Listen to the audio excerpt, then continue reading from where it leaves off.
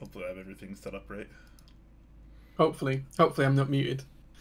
Nope, that's like one of the first things I check now every single time I open OBS. Like, is Jay Is muted? Jay Like, on mute? yeah, but Yeah.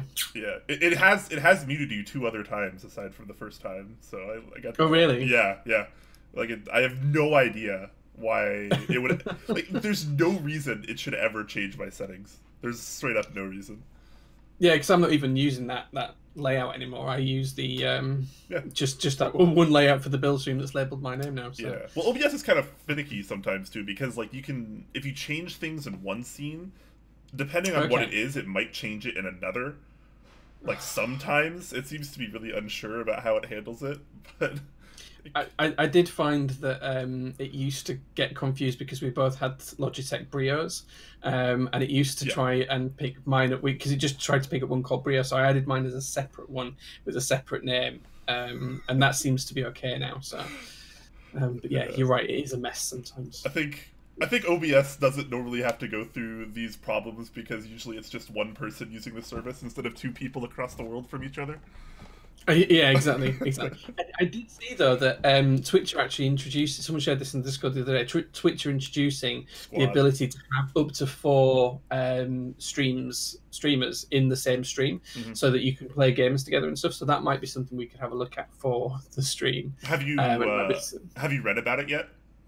No, I haven't. I just saw the link, and that was all I saw last week. So there is potential. There's definitely potential there, but there are a lot of drawbacks. A lot of drawbacks. Right. So for starters, I went through this. We had a big talk about it in the Discord too. So you can do it, but at least at launch, only partners will be able to do it. Right. Okay. Furthermore, the way it works is you don't have 4 people equal on stream. You have one primary streamer, and then up to 3 people kind of quote unquote on the sides. Only the person in the primary spot on the screen is getting the viewership, and the only way to switch between chats is if you swap between who is in the primary seat as well. So it definitely helps, like, from a networking perspective, because you can kind of team up a little bit. But like, if you're, I imagine for this it would work. For if we were partners, then I imagine it would work for us. If both my personal account and the Top Clack account was partnered, we could then do it and have it that way, because it wouldn't matter for my personal account. It would be only for the Top Clack one. I imagine that would work okay. But then if we wanted to bring anyone in for an interview or anything like that, that's where we'd start to see the drawbacks, I suspect. Yeah, I think the potential's there, and if they tweak some things, there's a lot of hope for it. But we'll have to see. I think it's still way too early. But yeah, it's just a bummer. I feel like if one viewer is watching all 4 people on the stream at the same time, all 4 of those people should have that one viewer accounted for. I think I think it's agree. Yeah, it's a little unfair to just be like, only the person on stream primarily is, the person. Yeah. So it's kind of weird. One cool thing is it is very easy to swap between people. Like, you literally just click on the screen. Like, if you want to, swap to this person's view or whatever, you just click on them, and it brings up not only them on the primary seat, but it also brings up their chat as well. So that's how you cycle through chats, which is kind of weird. So it's like, it's both better and worse than just using something like multi-Twitch. Yeah. Because at least with multi-Twitch, you can cycle between chats freely at your leisure. And, everyone that you're watching gets the viewership because you're watching multiple individual streams as opposed to... So one person that's hosting the others effectively. Yeah, I've got okay. So it sounds like something to keep an eye on and see if it improves. Definitely, yeah. It's certainly worth checking out when possible.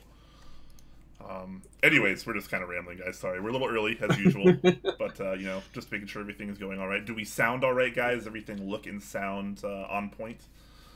Am I on mute? More importantly, because I'm telling you, you're not on mute right now. You're not on mute. I'm telling you. I better not be. Okay.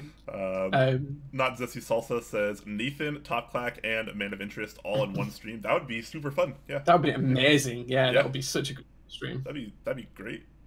The potential's there, guys. Like, it could be very huge, especially for our community. But we'll have to see if they tweak some things. RSR Gavin, hi guys. Hello to you as well. Hello to all of you. It's like multi-Twitch, but worse. Yeah, it's definitely worse in some ways.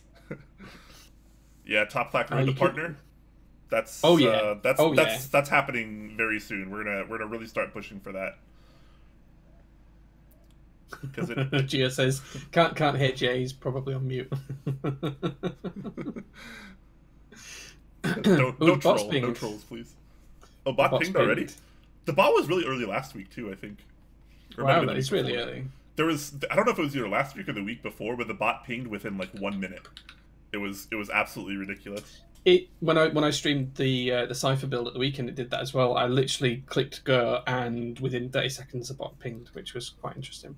It's so weird how large of a range it has. Yeah, it can be 15 minutes or it can be 1 minute. It's bizarre.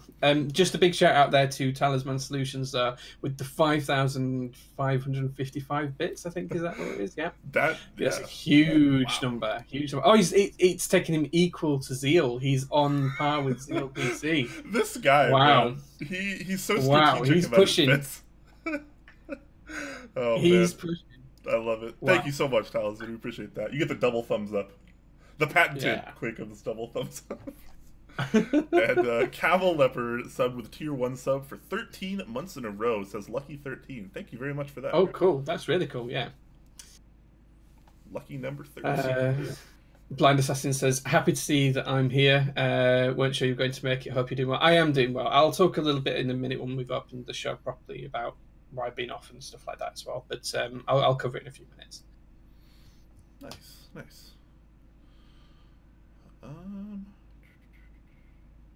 And Pilot XJ has continued the gifts that they got from Talisman Solutions. So thank you very much for that. Thank you very much for continuing it, dude. Heck yeah. Vinderon subbing a tier 1 for the 8-month streak. Thank you very much for that, sir. And we have Sir Nathan Kim himself, Teha Types in the chat, sending love your way. Welcome back. Oh, thank you, dude. Thank you. Vomin Doran says, first time I've been able to catch a Top Clack stream in a while. Hope you guys are doing great. We're getting there, man. We are definitely getting there, so that's a good thing. The good news is life could be way worse. Oh, for sure. Life could be way worse.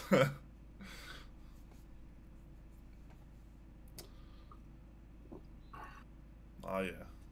Lots of people welcoming you back. Very nice. Oh, thanks, guys. It is really nice. The community's been so good.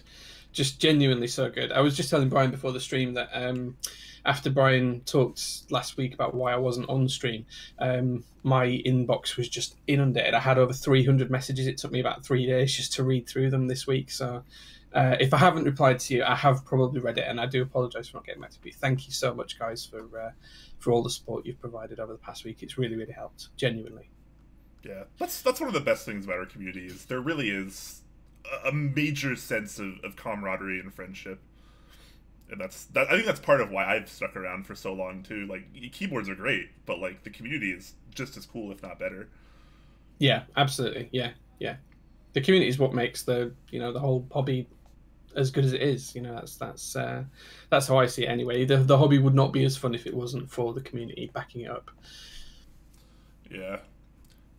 It always reminds me of that post that went up on RMK like a couple years back when someone made like a bot or like an app or whatever that was it basically told you what the most positive subreddits were. Oh yes, I remember that. Yeah, yeah, I do. Yeah. And RMK was number 2, right behind makeup addiction or something like that, which was hilarious. But it showed, especially at the time. Yeah, it does. It does. To be fair, I know that the whole community has its dramas and its ups and downs and things like that. But if you look at most of the posts on the Reddit, someone will post a picture of their board, and 9 out of 10 of the comments on there will be, "That looks great. That's fantastic. I really like your board. What is it?" Really positive comments. Yeah. The vast majority out there are such positive comments. I can completely. I imagine if that was run again, it would be very similar now. I don't think that the community has become more negative. I think it's become more positive over time. So yeah, it's a good thing. It's easy to spot like negativity and drama and immaturity and stuff like that because it does happen, obviously. But yeah, it's for every one bad apple, there's a dozen good ones. So we're pretty happy about that.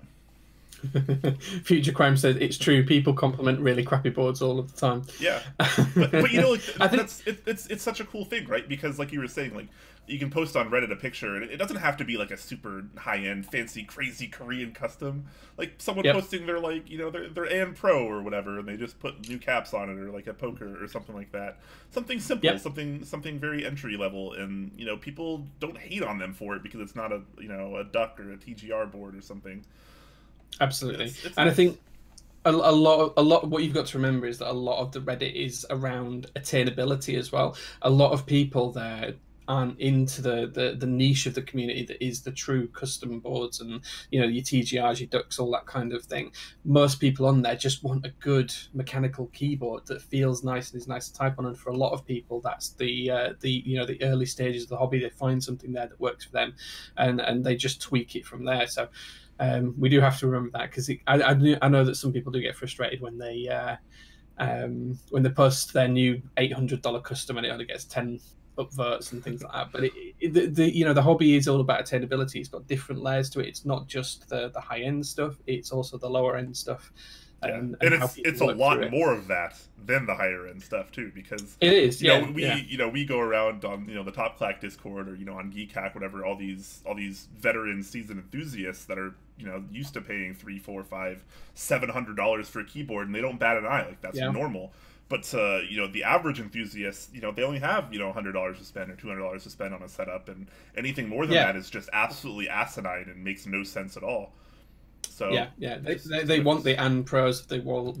They want the the Drevos and the Vortex boards. That's what they want. And a lot of people hold the Leopold boards in high esteem, and they are really, really good for the money. So it's all about remembering that the community's got different layers to it and different levels to it, and as long as everyone is enjoying what they're using and everyone likes what they're doing, it's a fantastic place to be. Yeah. This is just one of those hobbies where, like, we're a family, like we're a brotherhood, sisterhood, whatever. Like we got to empower each other, like build each other up, make sure everyone's getting the right knowledge, the right experience, making sure their money is being spent properly in this hobby, as properly as it can be. 'Cause it is still a hobby. So, anyways, we're rambling a little too much. Jay Shuff, sorry, subs with Twitch Prime 6 months in a row. Thank you very much for that. And Mountain Blocks donates 555 bits and says, "Great to see you back, Jay." Oh, thank you very much, dude. Thank you very much. I'm glad to be back. Glad to be back. Heck yes. So, anyways, since we're done rambling here, we've gone on a little too long. I'm gonna roll an intro, and then we're gonna officially start the show, guys. So, strap yourselves in. I'm gonna make the jump to light speed.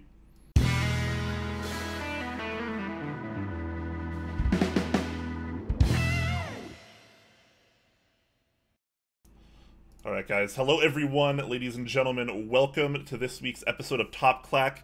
It is March 28th, 2019, at least where I am here. So, strap yourselves in. We got a good show ahead of you. Of course, we have Jay back returning. He's been gone for a couple weeks, as you might have been aware. But now he's back in action and, of course, looking more beautiful than ever. Jay, how are you doing? Oh, thank you. I'm good. Thank you very much. I'm getting better slowly. For those that don't know, the reason why I was absent last week is because my mum was in a hospice on end of life care. Sadly, she passed away on Saturday morning, UK time, about 10 o'clock UK time. So that's the reason why I wasn't around last week. But thank you for the community for all the support you've shown. My family's been fantastic, and everything is as best as it can be right now.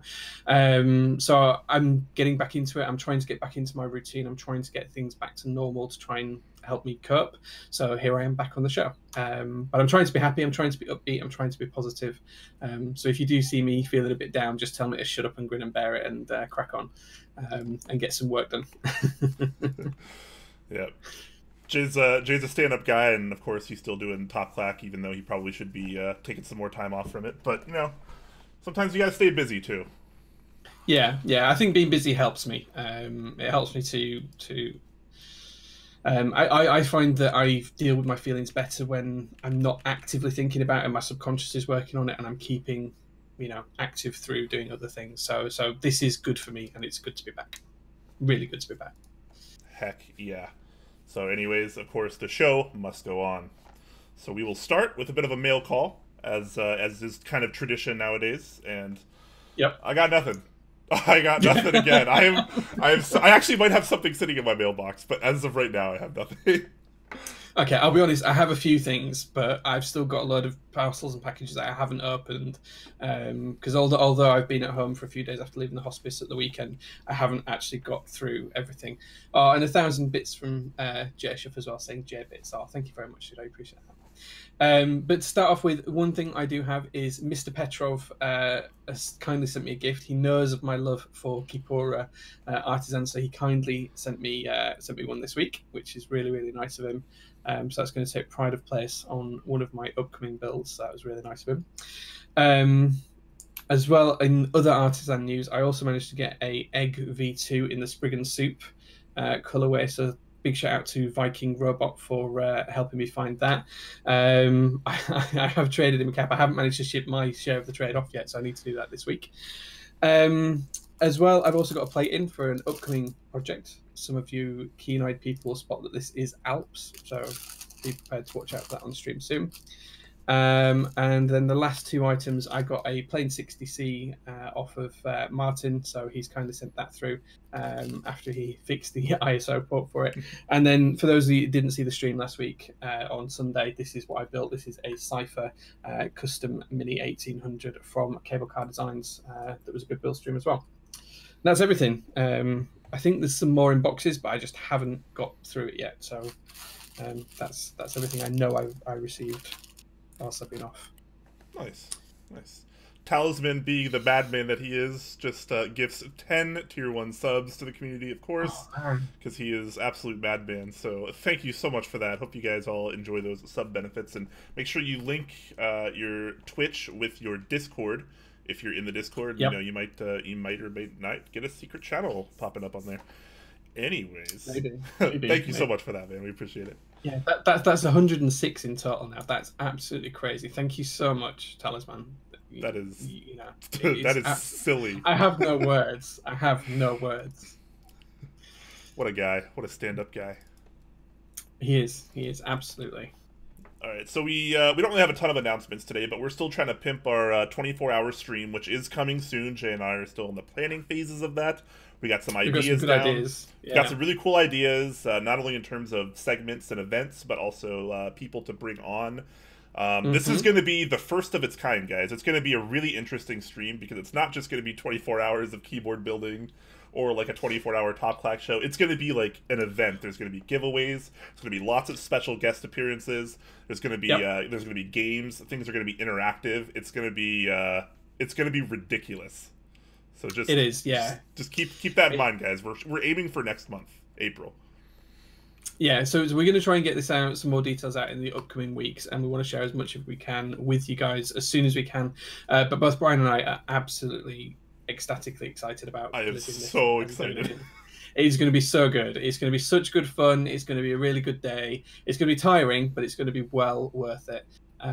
So we're working through some of the logistics around when and how and who and where and what for, but it's going to happen soon, guys. So keep watching this space.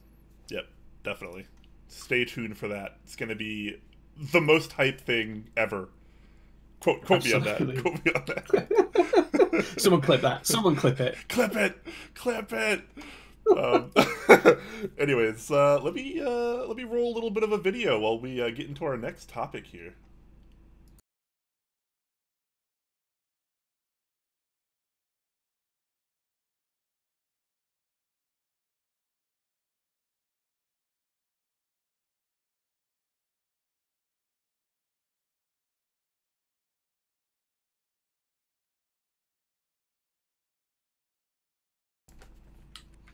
I'm so sad, man. I don't know why the video's not working now.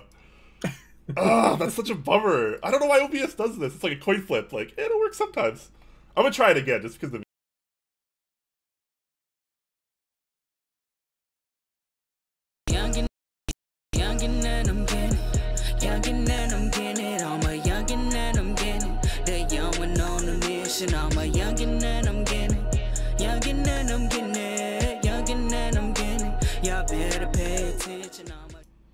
Okay, well that's that. They work. See, it works that time. It's just a coin flip. OBS is like, no. Oh, It's man. like, maybe I will, maybe I won't. That's such a bummer, man. OBS really tried to kill the quality of an otherwise awesome hype vid. Anyways, that will lead us into our Mech Madness segment for this week. And boy, has it been a doozy over the last week. We've got a lot of really cool stats for you guys, as always. Absolutely. And we're getting down to the wire. We're really getting down to the nitty-gritty on this one. We only have a few more days left, and it's getting tight. I don't know about your bracket, Jay, but mine has been absolutely trashed this last day or two. Well, I think we had different agendas going into this of picking a bracket. I knew I couldn't get anywhere near a perfect bracket, so I just picked things based on what I liked. So I completely expect to be very middle of the road. Now, I haven't looked at the numbers because I've been away for a week or so, but if I'm anywhere, around that 10% in the middle section, I'd be very surprised. I don't think I'm going to increase from there significantly. That being said, it does look like I'm going to be pretty close to having the final 4 on both brackets in my brackets from my choices. So might be worthwhile maybe getting into a little bit of what's been happening this week, Brian, to see how that's stepping up. Yeah, absolutely. So let's take a look about what some of the things that have been going on so far. So we've had one really close call. GMK Honeywell beat DSA Milkshake by 3 votes. Only 3 votes, 299 to 296. So that one was pretty close, man. GMK Honeywell is a pretty popular set. It's pretty hype. A lot of people like it. DSA Milkshake almost beating GMK Honeywell. What do you think about that? Would that have been expected? I wasn't expecting it to be so close. I thought it was going to be another GMK whitewash going into that one. Yep. When I voted on that one, it was even. It was 50-50 at the time, and I thought that can't be right. Give it more time. It's going to change. That's GMK is going to wipe the board with it. But no, it was three votes in it. 299 to 296. That's really close. I was really surprised by that. But having said that, DSA Milkshake is one of those sets that looks really good on pretty much any board. I've seen it on quite a few boards like the TMO 50 and a few other things and bits and pieces, and it does always look good. Whereas I think Honeywell only looks good on maybe darker boards, more classic styling boards. A lot of the more modern stuff, it doesn't really fit quite so well, even though it's a classic colorway. So I think that maybe the Milkshake adaptability to any keyboard has really helped it in that kind of sense. So well done to it, though. Well done to was it Bip, I think, who designed that? I think if I'm right. Beep. I think it was Beep. Yeah. Anyways, so well done to him on that one. It's done really well. Yeah, I mean, I would say by today's standards, it is the most popular DSA set to ever exist. To even come within that close, which is like almost margin of error to beating GMK Honeywell, is otherworldly. It is. It's 1%, isn't it? I mean, you're looking at 300 votes on either side, give or take. So it's pretty much 1% difference between the two. What is really good to see, though, is that even at this late stage in the game, we're still seeing a good, solid 600 people voting on these as well, which is, it's absolutely fantastic that we're still getting those kind of numbers. Yep. Absolutely. So we'll have to see how much farther GMK Honeywell can go after that win. But the rest of the bracket is, man, looking really, really tough. We'd have, I don't know if I'd necessarily call it an upset. I would call this pretty expected, but the TMO 50 versus the S7 Elephant, the TMO 50 coming out pretty convincingly on top on this one, 340 to 200. So depending on who you are, maybe an upset, maybe not. But TMO 50, very hype board. I do feel that if Dixie had used Ahab's all-brass version for the picture of the S7 Elephant, it might have done a little bit better because that is such a lovely board. But no, my vote went for TMO 50 on this one any day of the week because it's just such a unique layout and unique styled board, and I love mine. It's on the shelf somewhere behind me, and I absolutely love it. Yeah, and that is something to consider too. I mean, a lot of people like you and I, we might vote based on what we know about the board. Maybe it's a board we own, we know a lot of, we've seen a lot of.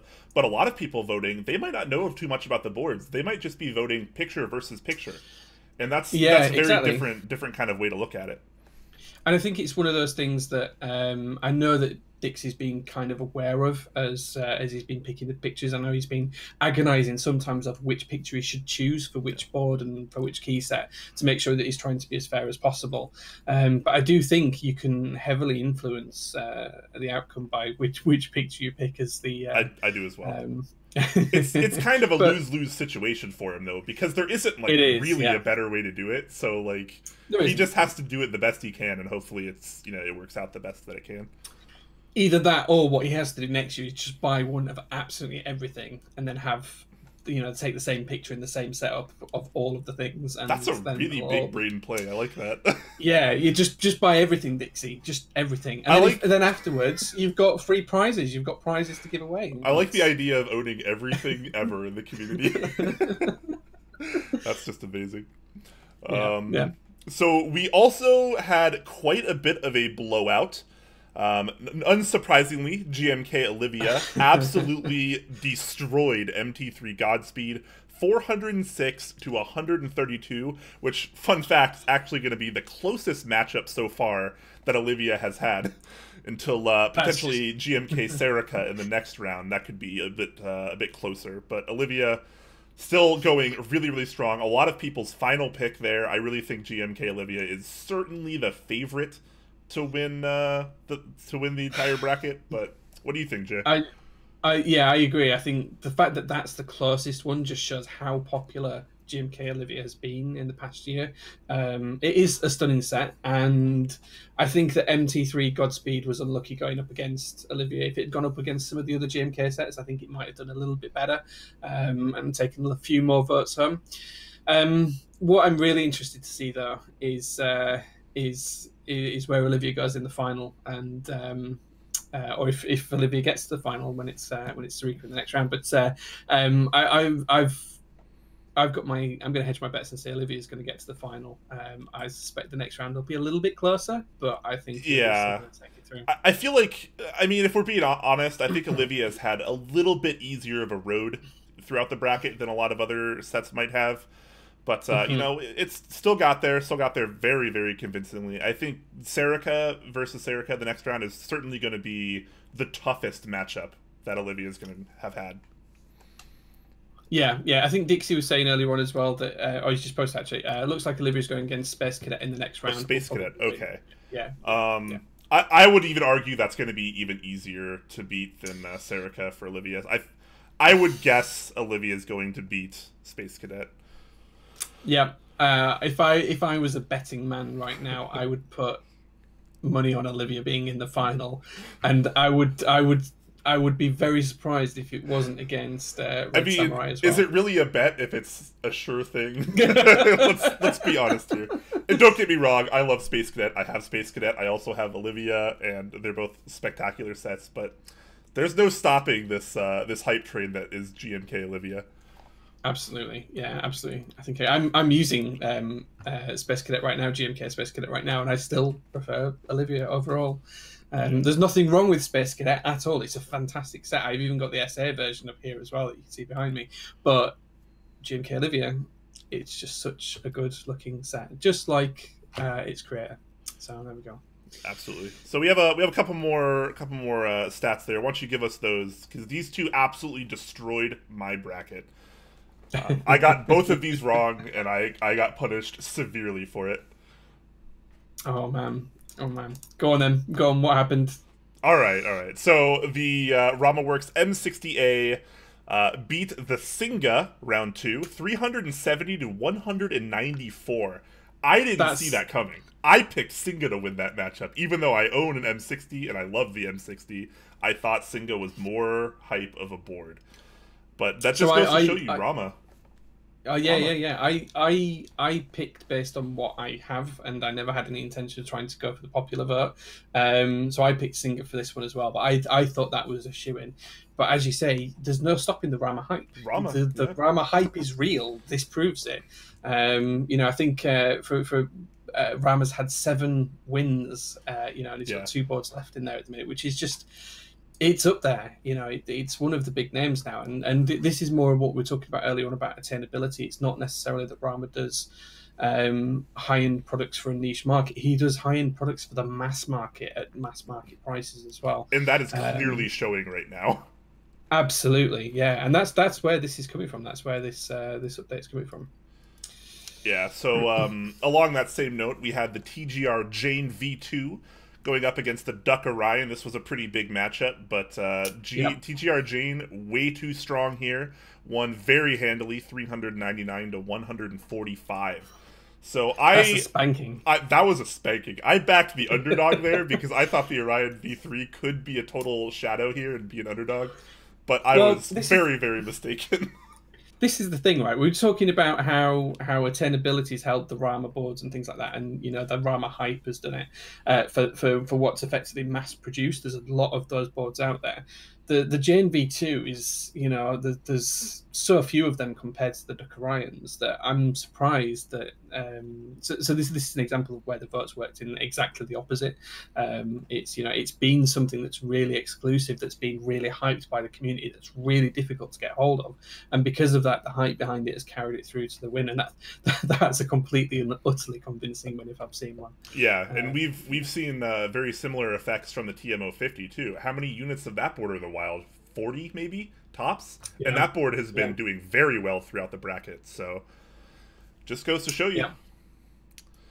Some other notable wins we have on the dock here. We have the E6 V2 beating the Duck TC V3. Pretty close one, actually, 272 to 245. The TGR Alice beats the exclusive E7 V1, unsurprisingly, 365 to 134. Not terribly surprising. That's another spanking. But again, TGR Alice is definitely one of the potential winners of it all. That board that board is the GMK Olivia of keyboards right now. It is. It's just so hype, and it's hard to stop that train, man. It is. But that being said, the E7 V1 is one of the nicer boards of that layout in the community right now. It is. It's fantastic. And what we've got to say here is that although there are some big upsets, there's big spankings going on here. None of these boards are bad. They're all such good products. They've made it this far. Dislike. Yeah, we're coming up to the end here. So these are all the top picks for everyone.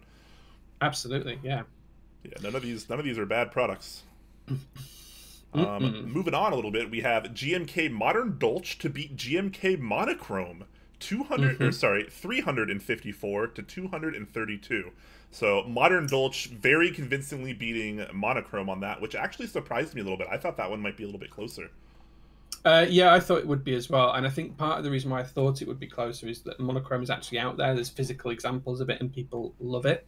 And although people love Modern Dolch, that's still not shipped yet. So I thought that may have influenced it slightly and held back the votes a little bit. But it's still a very convincing win. It's still a massive percentage difference. So well done to Janglad and the Modern Dolch crew. Yeah, absolutely. And speaking of convincing wins, the Rama Koyu beats the E6 V2 316 to 225 to secure an unofficial Final Four of 2 Rama boards and 2 TGR boards. So our current unofficial top 4 here is going to be the RamaWorks M60A, the RamaWorks Koyu, the TGR Alice, and the TGR Jane V2.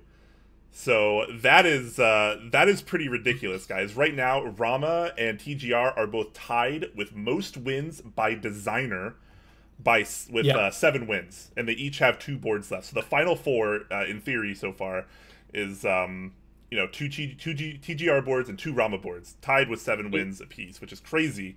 Then we have exclusive coming up just under that at 5 wins. Not out of the competition yet, but it's looking pretty shaky at the moment.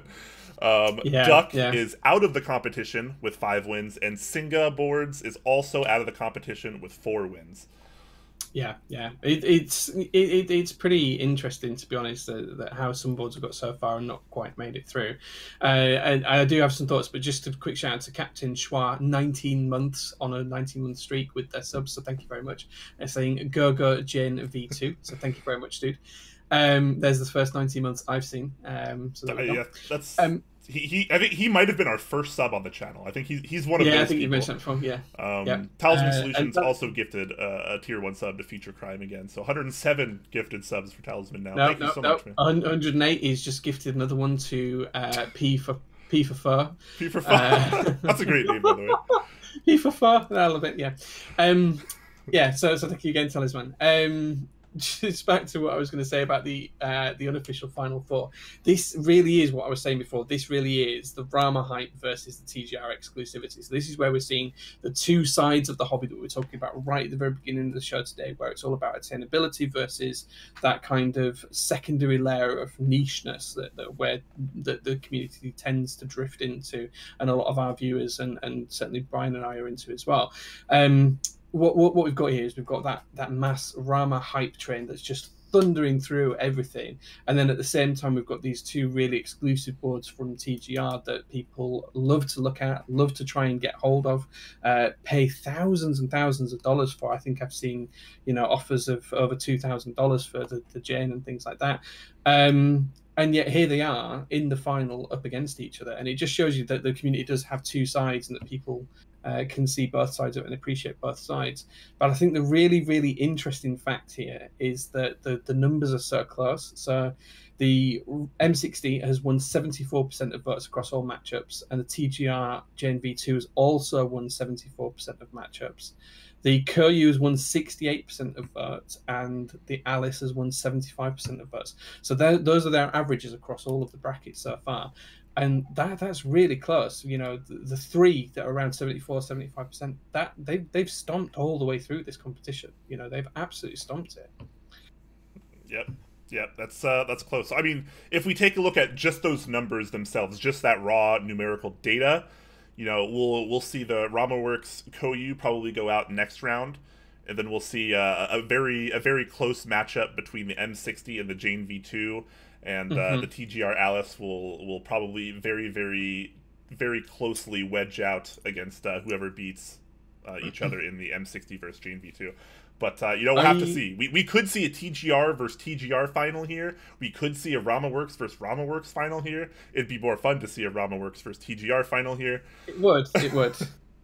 It would. I genuinely think that we're going to see an all TGR final. If I was going to put my money where my mouth is right now, I would say that it's going to be an all TGR final. That's my current view on it.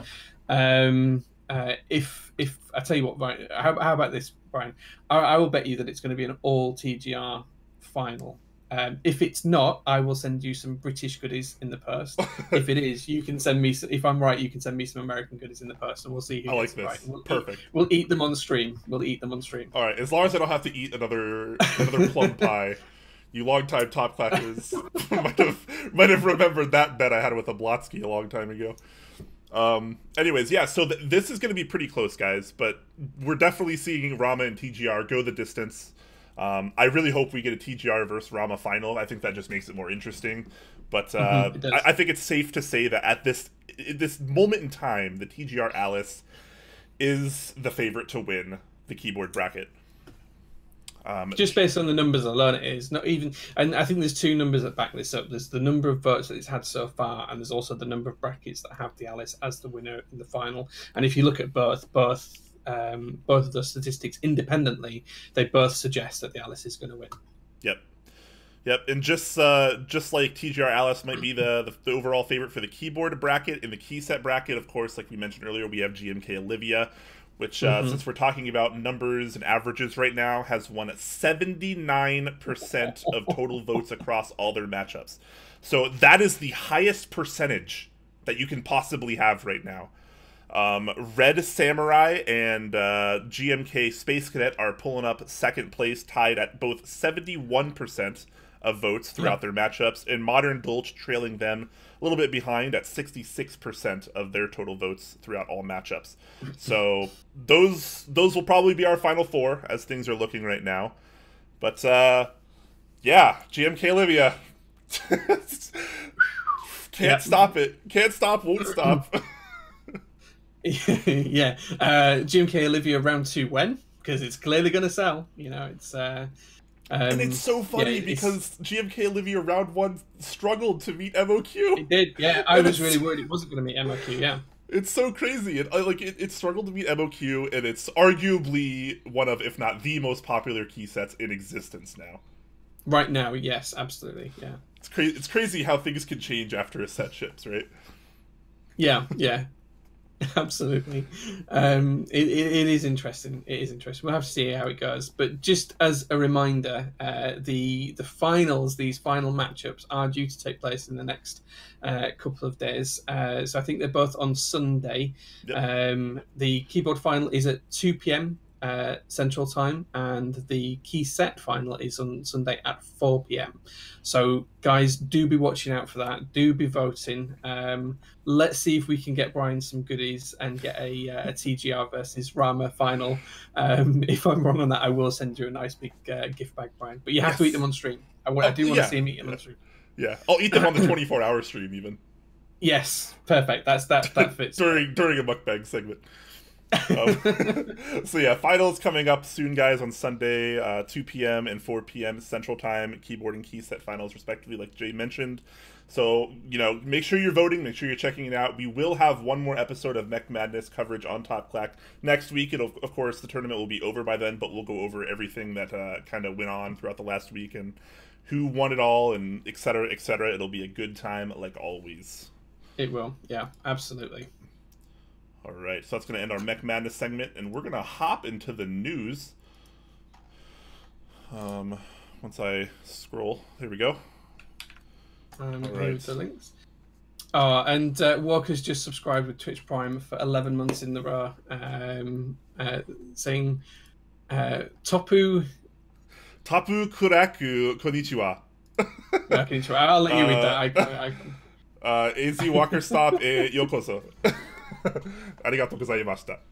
So let's start out with our news doc, Jay. Talk us a little bit what's going on with this first topic here. Yeah, so the link's in the chat, guys, and this is the new CandyBar interest check from the key company, or TKC. So this is as you can see on stream, it's a lovely looking board. It comes in a variety of different colours, but effectively what it is a 40% and numpad in a long thin CandyBar kind of wrapper. It looks fantastic from looking at the pictures. I really like the design layout and the fact that you can also pick as to whether you have it as southpaw or normal standard layout with the numpad on the right as well. It's a 6-degree angle case. It comes in a number of different colours, which I'll talk about in a second because they've got some fantastic names that I want to go over in a second.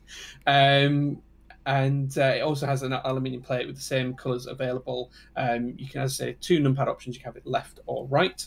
I think there is a premium case and a standard case as well. The premium case is obviously a full aluminium CNC case that looks like the early renders at the top of the page, but there is also a simplified version if you want just a PCB and you want to use standoffs to create a multi-tiered stacked design for that kind of simplistic look and to make it a little bit cheaper, which is all made from FR4. But just jumping back to these names, do you want to talk us through these names, Brian? Because some of these are absolutely fantastic. I really like them. Yeah. So obviously he's really trying to push the kind of CandyBar theme here. And some of the naming of the cases and the potentially included key sets that are optional, but we'll talk about that more in a second. So the options for the aluminum case are right here. We have Obsidian Black, Mint Chip, Hubba Bubba, and Laffy Taffy Purple. And yeah, those are pretty fun. Obviously, those are pretty popular candy-ish flavors. Laffy Taffy and Hubba Bubba being kind of brands, Mint Chip being more of an ice cream flavor, I guess you might say, and Obsidian Black not really making much sense with the rest of those. I know, right? You could have at least been like dark chocolate or like 90%, 99% cacao or something. Yeah, exactly. Yeah, I was gonna say that would cacao would. I would say that was a missed opportunity to have a better name there, personally. Well, he's actually in chat is Jason himself, and he's saying Laffy Taffy might change to Clacky Taffy. Oh, don't do that! Don't do that. I think the names are fine as they are, but I do have one point to make on this. Hubba Bubba is a chewing gum; it's not a candy bar. That's true. it's true, but you can make a case that gum is candy, at least sometimes, maybe depending on the composition of. I mean, bubble gum, like Hubba Bubba, is mostly sugar. Like you find it alongside the like at least in the U.S. like you find gum and candy in the same place. Like they're always next to each other. But whatever. We're splitting hairs here. But we are.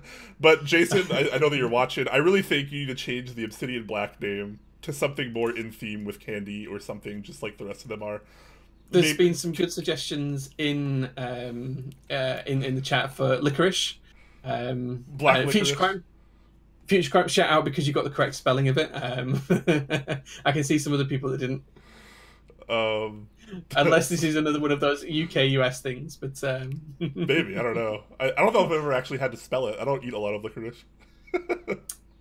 That's funny. Shout out to T. Tyler Durdens for the subscription at Tier 3.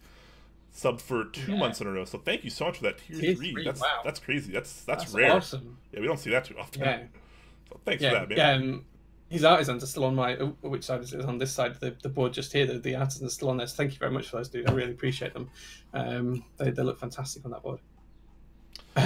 Walker says, go for the kid, tooth black.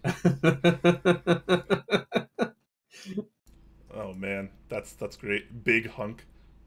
Are big hunks black? Was that a ploy? Was that a ploy just to get me to say, are big hunks black on stream? Maybe, but you're a big hunk and you're not black. And well, that's true. That's true. That's true.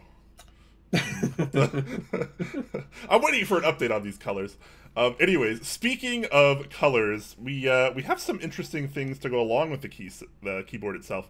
So there are optional Keyset add-ons, which are Cherry Profile PBT, done by the same manufacturer as the recently ran Katakana PBT set that was on the Key Company not too long ago. We talked about that. I got to check it out. It's a pretty awesome set for the price, especially if you're into that type of Cherry Profile PBT like me.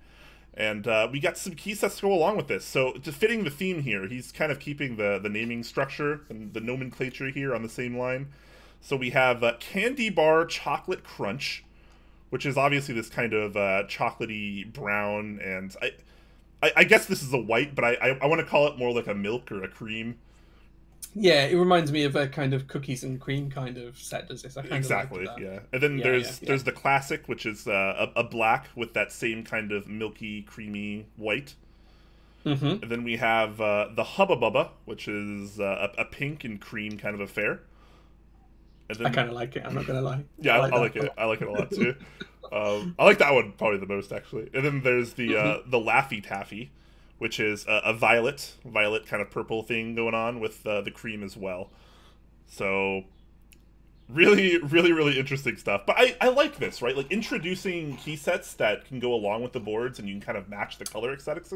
This is kind of a void in the community right now. We don't see a whole lot of this. I know, obviously Evan, the Van Man, does do this from time to time, or he releases sets that kind of just work for his boards. But I think if you do it alongside a group buy like this, like you launch the board and the key set simultaneously as they're supposed to go together, I think that's a little bit more reasonable, a little bit more respectable than some other approaches that we've seen. Yeah, I mean, you're not just buying a keyboard then, you're buying the whole kit effectively. You're buying what you know what the setup's going to look like from the end. You can have an end-to-end vision rather than say, okay, now I've picked the keyboard, what on earth key set do I pair with my pink board now that I've bought a pink board? You know, you don't have, because you've got options here, because I think, for example, the pink and the brown set, they will look really nice together.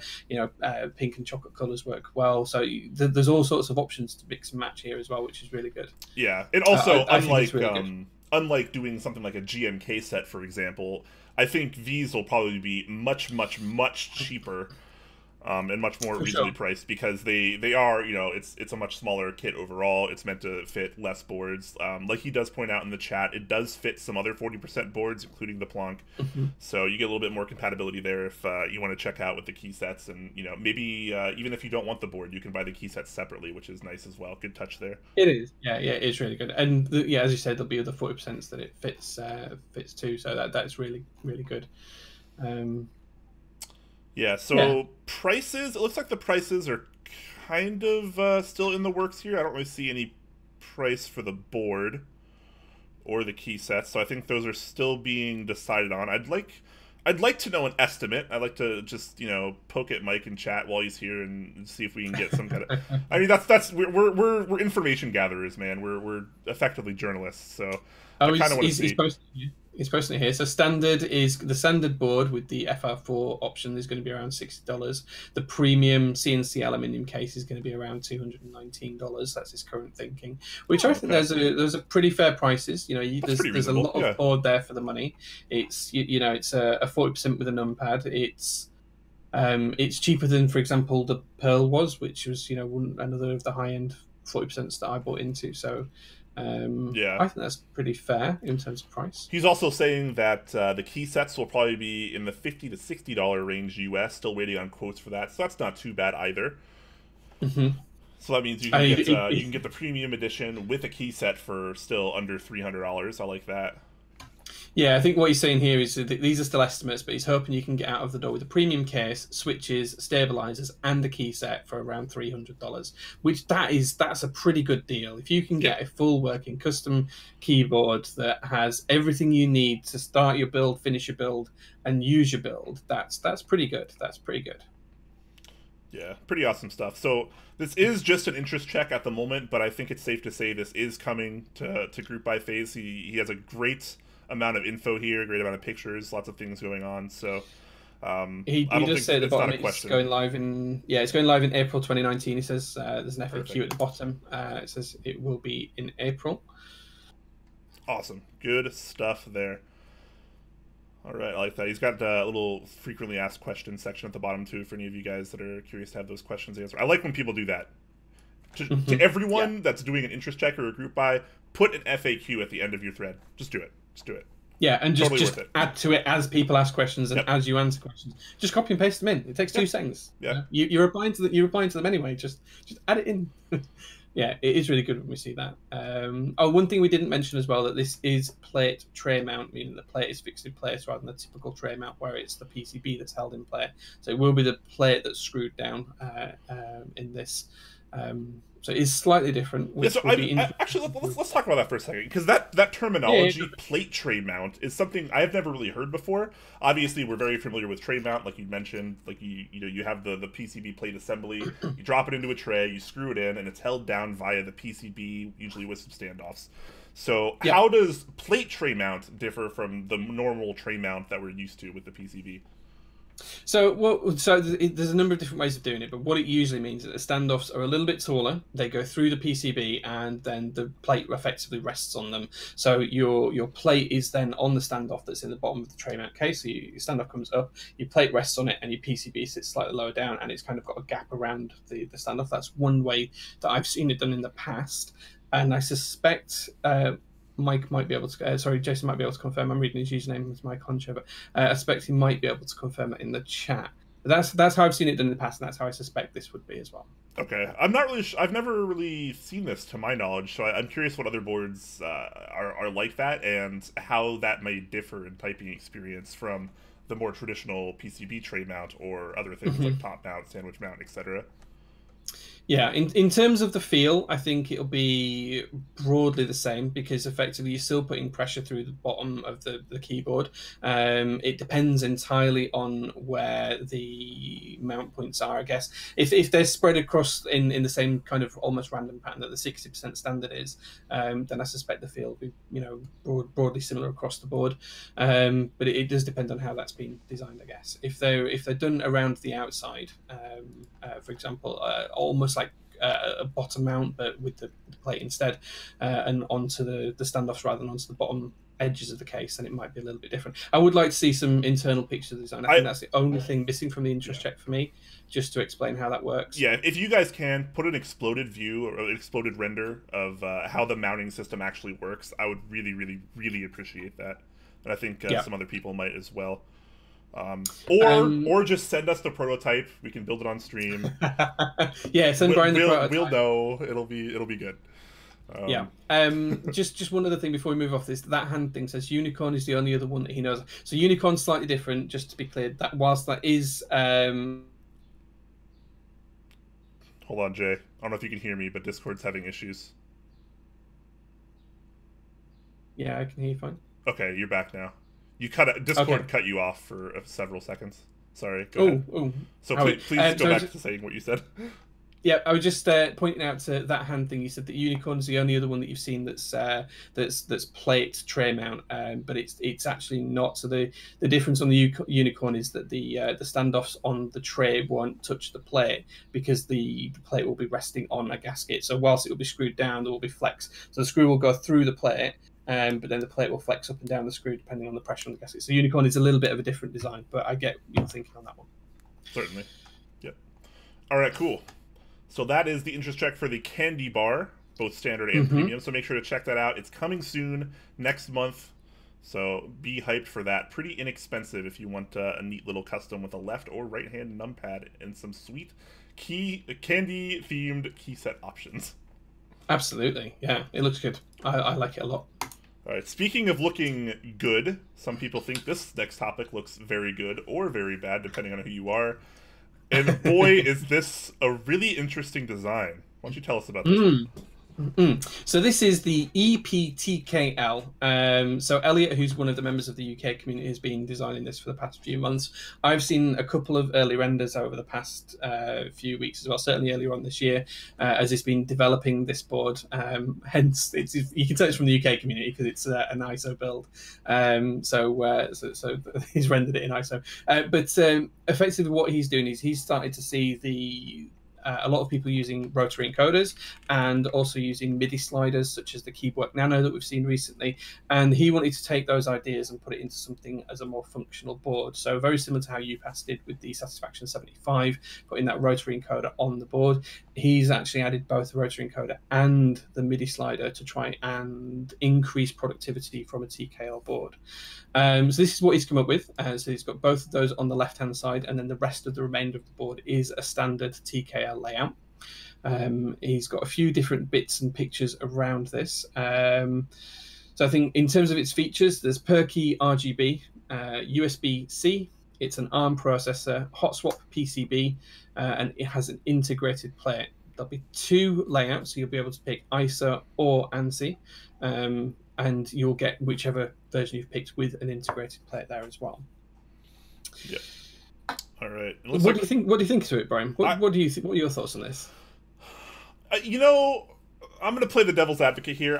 I'm not really sold on the rotary encoder or the slider thing yet, but in all fairness, I've never experienced either on a keyboard. I'm not 100% sure what I'd use them for, but I do appreciate it from a functionality standpoint, and I think a lot of people are kind of into this thing. Like we've seen in the past, the interest check for the Satisfaction 75 with the rotary encoder there. People seem to like that idea. The Keyboard Nano that was on NovelKeys not too long ago had that slider and whatever. It looked good. People bought it. So I think there's definitely a market for both of these technologies. Seeing them together on a single keyboard on a TKL is very interesting. Yeah. It's really an acquired taste aesthetically. I think this board has a very simple design as far as TKLs go. There's not really a whole lot of angle going on to it. Of course, it has a 70-degree typing angle, but I mean, in terms of like the design language, there's not a whole lot of curves or bells and whistles. It's very flat. Most of the places looks like we got USB-C cut out here. Very small, very nice. So I think obviously the selling point here is the rotary encoder and the slider. That would be the reason to get this board. There isn't really another main reason. There's nothing else that really sets it aside from other TKLs on the market already. So I think the only other point I'd make on that, I think you brought it right. There is another selling point that I would say has going for it, and that's the fact that it's got a 4.5mm integrated plate specific to your layout. So whether you're an ISO user or whether you're an ANSI user, you get a 4.5 thick integrated plate. Now, that's not something we've seen on any other TKL as yet, and it does remove the whole issue that we see on, for example, the Clue board's integrated plate, where it's universal, and then certain things work well and certain things don't work well on that board.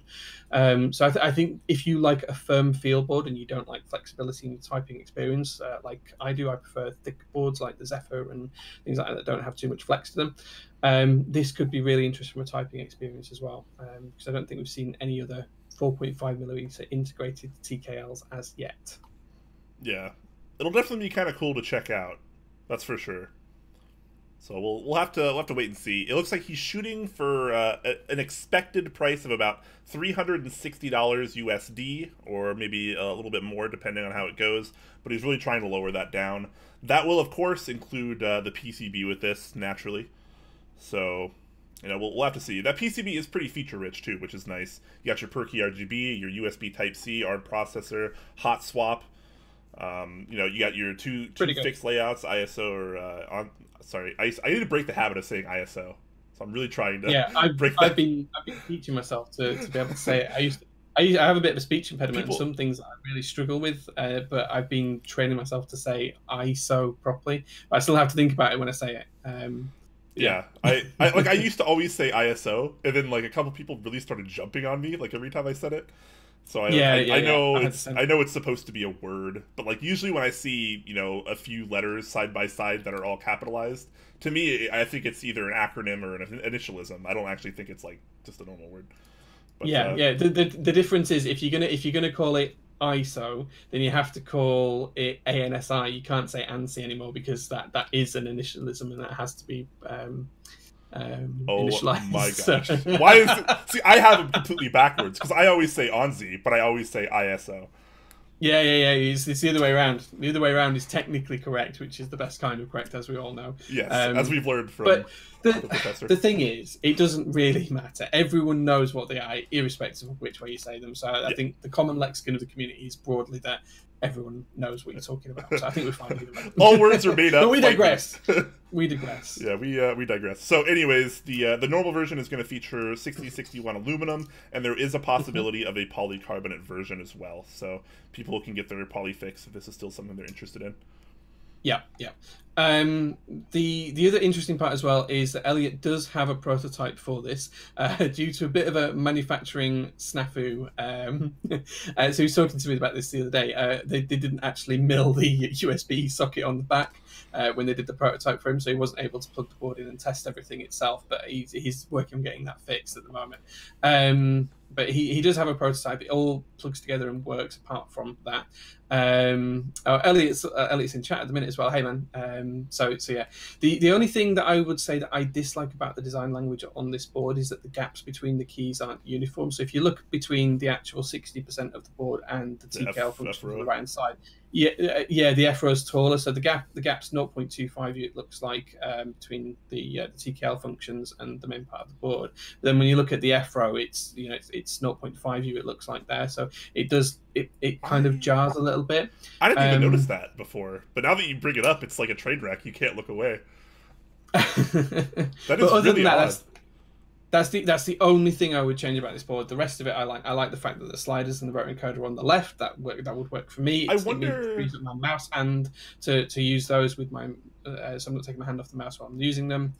I wonder if there's actually a reason for having the F row so much taller than it should be normally. Whatever it has to do with the maybe like SMD components or something on the PCB that has to do with the rotary encoder or the slider, that just makes it not have to not that as much room as you need. Yeah, potentially. I'm not sure. Elliot, if you want to reach out and tell me that's great. That's fine. The other good news as well is I have been talking with Elliot about potentially building the prototype up on stream at some point when we've got a fully working version. So we might even have a build stream where we can show this off and have a look at how the rotary encoder and the MIDI slider actually work in real life usage as well. So that could be an interesting stream. Cool. Yeah, absolutely. So this is an interest check, of course, guys, so make sure to show interest if this is something you are into. And also, Dixie Mick, thanks for the Twitch Prime sub, 8 months in a row. Roll Tide to you as well, sir. Absolutely. The other thing I do want to say as well is well done, Elliot, on the interest check, because there's a ton of information in here and it's all laid out really, really well. And yeah, it's a really good interest check, so well done on that one. Yep, awesome. He says SMD components are between F row and 60% area. Okay, that might explain it then. Okay, I got it right. Sort of. I'm just wondering, Nelly, if it might be worthwhile doing a render with the so the gaps are uniform down between the 60% area and the TKL mods on the right hand side, just to see what that looks like, because I think that might just improve that top down visual aspect of it. Yeah. Because once you notice that the gaps are different, you can't not notice it. It's one of those things you can't see. So that's the only thing I would potentially have a look at and see if it does look better. Yeah. Cool. All right. So next up, we have an interest check from UPOS, who is the owner and runner of CandyKeys. This is an interest check for the Brutal 60, a 60% keyboard inspired by brutalist architecture. Specifically, the Boston City Hall. Specifically, yeah, which I'll show on stream right there. Which is this is my first time seeing this building, this architecture, this structure. So this is quite something. But it's kind of neat. It's pretty fun. So he decided to go brutal with it, I guess, and this is what he came up with, which is actually a pretty nice and interesting looking keyboard with some very interesting specs. Yeah. Yeah, so just before we start to talk about it, I'm going to potentially get myself into a little bit of trouble with you, Passy here. But this is technically round 2 of this board, because it has done a round 1 of it, or a round 0.5, which is almost like a prototype round, which is just about to ship. I think it was a handful of units, maybe 10, which I have got coming. I've got one of these coming, so I'm really interested to get hold of it and see. So apologies, you, Pass, if that's secret, and I'm telling...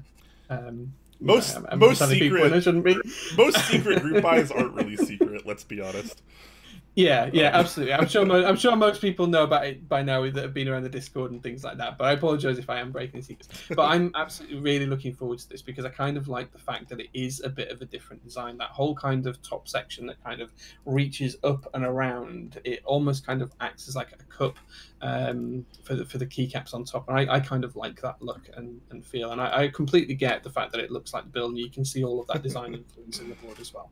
Yeah, so one thing to note here, guys, just like he mentions right here in the post, all images in this pictures are photos, not renders. So he does actually have a physical board prototype on hand, so just keep that in mind when we go through some of these pictures, of course. Talk to I was going to say, talk to the tech specs then, Brian, because I'm going to find another picture. I'm just going to... So the mounting solution here is going to be what the community has been calling Burger Mount. Which is kind of like a top mount with O-rings going on. I really, really hate that name. I think there should be a better name for it. But at least people probably understand what it means nowadays, since it's been used on a couple boards already. Yep. So, burger mount, like I mentioned, he does have the protos in hand. All the pictures are real. This is a 2-piece aluminum case, and the plate, at least from what I can tell, is going to be FR4 only. So that is pretty interesting. Usually we see at least some variety going on there, but he has opted to just keep FR4. They will be offered in various layouts, as you can see here, which is cool. I like that the community is kind of moving away from universal plates and a little bit more towards fixed specific layouts and just offering multiple ones. I know it's probably a big thing. It's logistically more of a nightmare, and it might take some more effort and time. But holy crap, is the payoff huge! And if you guys don't think the payoff is huge, you have never used the same board with a fixed plate and with a universal plate. Because it really is massive of a difference. And to be honest, this is something I've been championing for a while. I'm an ISO user, say it properly. But one of the things I've been championing for a long time is the fact that use a PCB that's generic and has both layouts or anything like that. But when it comes to plates, offer either both plates or offer an ANSI plate, and then, open the plate files so that people can buy their own and tweak them and change them around. Because fixed plates make such a difference to the way a keyboard sounds, to the way a keyboard feels, and just to the whole aesthetic as well. So even just when you're looking at the keyboard and you can see the gap between the keycaps, and just actually being able to see the plate between all of the keycaps and not see a big dirty great hole where something's changed, or it offers multiple functions or multiple layouts and like that. It makes a massive difference to the whole experience, and it also makes them easier to build as well, because you don't have to worry about whether you've got your switches in the right spot, because you just know it's in the right spot because it only offers that one option. So I think that this is something we should see more of. Yeah, I'm really happy to see this. Actually, this interest check is one of the better interest checks I've seen in a while for a lot of reasons, and that is definitely one of them. Some more reasons are it does have an option for an FR4 Alps plate, which is pretty cool. There isn't going to be a PCB included. The angle is going to be 7.5 degrees, and the weight with nothing in it, no plate, no PCB or anything, is 1 kilogram, which is about 2.2 pounds. So you should be pushing, closer to 3+ pounds once it's fully built, which is pretty darn nice. And let's talk a little bit about the price. So he actually does have an estimate pricing. Let's make sure I can find it here. Here we go. He says the target cost will be no more than $200, including shipping to the U.S. My apologies to others. That is a very low price. That is a very low price. Yeah, and for what I know he's showing some issues with the prototypes in the pictures. These are all things that are going to be fixed for production, and from the pictures that I've seen as he shared through the round 0.5 run that I've been involved in, everything looks to have a really high quality. So for that price point and to hit that price point, it's very, very impressive.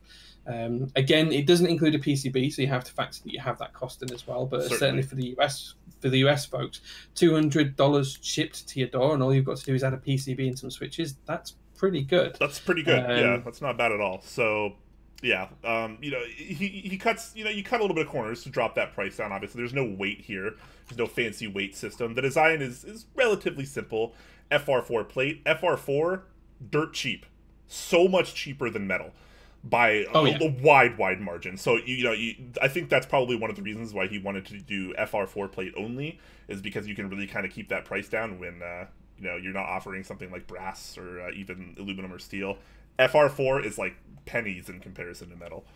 So yeah, absolutely. I like seeing that, and I've used FR4 in a couple different plates. I like it. It's good. I think it's a really, really good alternative, especially if you want to save a little bit of money.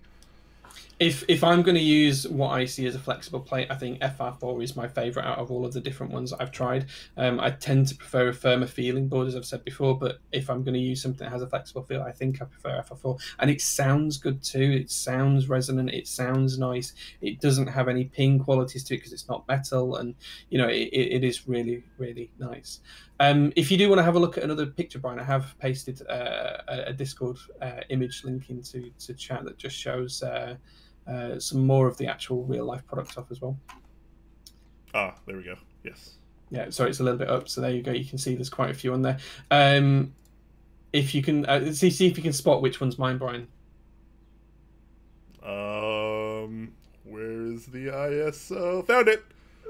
Right here, bottom right. It's the only one with the plate in backwards. Yeah. Yeah, that threw me off for a second. Is that how you type now? You type in a mirrored layout as well as ISO? Right. I'm going to use that reverse clue-board PCB that they came up with a while back, and I'm just going to do it all back to front. Absolutely, yeah. Oh my god, you should. That would be amazing. You would be my hero if you did that, honestly.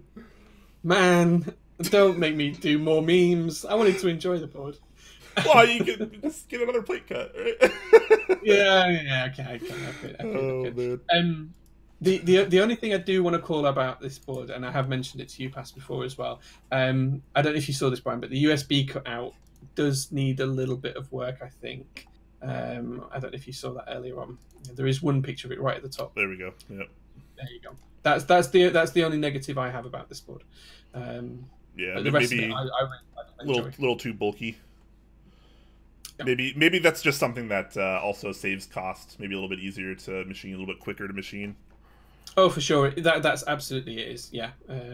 It's just it's something that I just wanted to call out as it is what it is. I'm not really one of these people that hounds on USB ports as much as others, mainly because when you're actually using the board, you don't see it. Like it's literally facing the other direction. Sure. So I wouldn't say I love it like this. Obviously, I'd prefer something more elegant, but this certainly wouldn't upset me if I were part of the and it's on the back. It means you can use USB-C or USB Mini PCBs. It doesn't really make a difference. There are some benefits to it as well. Yeah, and I mean, if this were like a $400 or $500 class board, I'd be a little upset about it. But when you're talking about a $200 class board, no problem. Yeah, no problem. Let's be honest. It fits the theme. It's a brutal hole for a brutal board. It does fit the theme. It's just crack a square out, and then you can plug anything in you want. You know, one thing it does make sense. Before we move on to the next topic, one thing I do want to note here is there is an acoustic polyfill inside. Do you have any idea what that is? Can you talk us through what that option is on this interest check or group buy? Yeah. So one of the things that UPass is shipping with the boards is an infill. There's quite a bit of empty space inside the board because of the design and to keep costs down and things like that. So UPass, when he was doing his sound test, he did put a little bit of infill inside it, just like we do on a lot of builds these days. Just a bit of polyfill. The sound dampening alternative.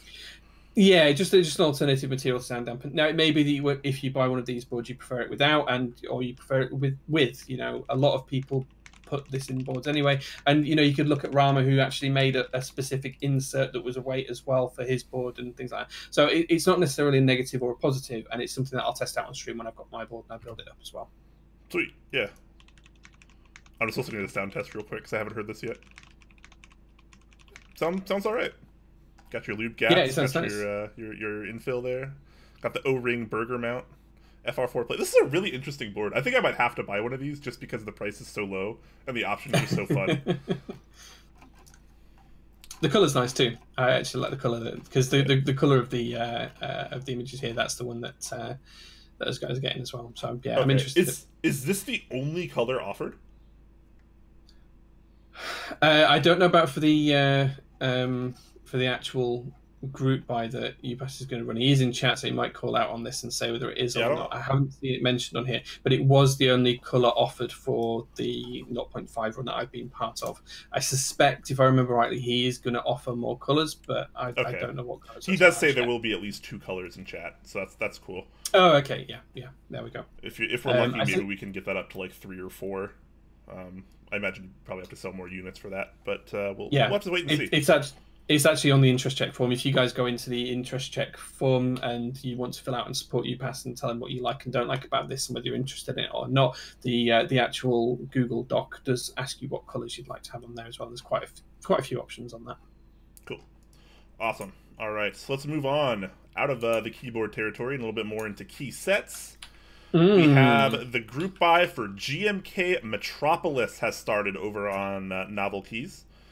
And there's a couple different kits for you. We have of course, the base kit, which has a lot of what you probably need. It's a pretty rich base kit. Then we have the Midnight, I get mod pack, mod add-on, alternative, whatever you want to call it, which kind of gives you more of a monochrome look for your mods, which is a little bit more in theme with the alphas. And then there is the Signs kit, which is effectively your novelties, I guess, kind of in a way. Lots of different size and colored novelties there. And then there's the blocks kit, which is your spacebar kits. Why can't I make these larger? What's going on here? I think it was you can do it on the mykeyboard.eu. So let me just have a look. I think the pictures are easier to get on there. Let me just see if I can grab that link. I mean, it's not too big of a deal, but okay, I've pasted the link in for my keyboard. You can at least get the base kit up there. There we go. I'll see if I can get the other there we go. Yes, perfect. That's what I was hoping for. Let me just see if I can get the other ones for you really quickly. So this is the Midnight kit as well. And then finally, I'll just do the Signs one. I won't do all of the kits because there's quite a lot of kits. So I just needed something to show on stream because I couldn't expand the amount of these pictures for some reason. We should have checked that before. Yeah, well, I'm pretty sure I've always been able to expand them in the past on NovelKeys, so I'm not really sure what's going on right now. I'm just clicking them here and they're not working as well. Anyway, back to the key set itself. So just want to shout out to Neflock for including full UK ISO in the base kit. Thank you very much for that, dude. That makes me a very happy chap. Financially, I'm struggling at the minute, but this is one set that I 100% will be buying. I'm going to pick it up through the EU proxy in the next couple of weeks because I think the colours on this are really, really, really nice. It's such an interesting set. To me, it feels like it's a mix of kind of like Solarized Dark kind of theme, but with a bit more class to it, if that makes sense. I don't know how you feel about it, Brian.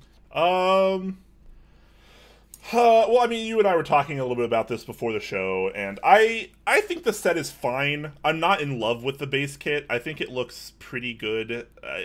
I've never been a fan of having too many colors in a set. I think a lot of sets like Oblivion without the monochrome set, without the monochrome mods, things like that, things like Penumbra, that also has lots of colorful mods. I don't like it. Frankly, I hate it. But one thing I do like is the midnight mods on this. Like if I were to get this set, I would definitely opt for the midnight mod kit with the base set. I think that looks worlds better. Like it makes the set look really, really, really attractive to me after not looking very good at all.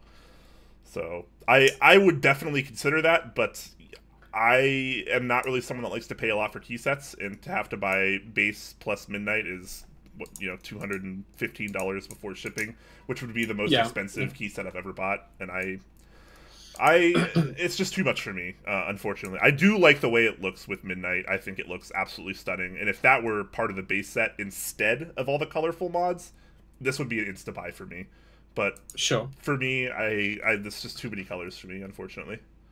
Okay, no, that's fair. That's fair. I think you can kind of strip it down so you've just got the coloured legends in the base kit, so you can get rid of all of the coloured accent keys and just have the coloured legends on the modifier keys. That may be more to your taste, Brian. I don't know, but I genuinely really love the base kit on this. I think the colours are what make it for me. I really like them, and I especially like the novelties as well. Some of those designs on the novelties are just really clean and different and unusual, and they really jump out at me. So yeah, I think this is a must buy. I think this is going to become one of the classic key sets of 2019, if I'm honest. Wow. Mainly it's bold claim, but it hit MOQ in 3 days. So yeah, more power to you, definitely. I'd love to buy the set, but I'd need the midnight mods. I think not running it on mass drop removes the option of, like how Blotsky's doing Oblivion Round 2, and he did Oblivion Round 1 as well, I think through J-Chan's site. Not running it on mass drop, just given the sheer volume of GMK sets that are out there today and are running in group buys, would prohibit you being able to have both as a base set option, so the midnight base set and the normal base set.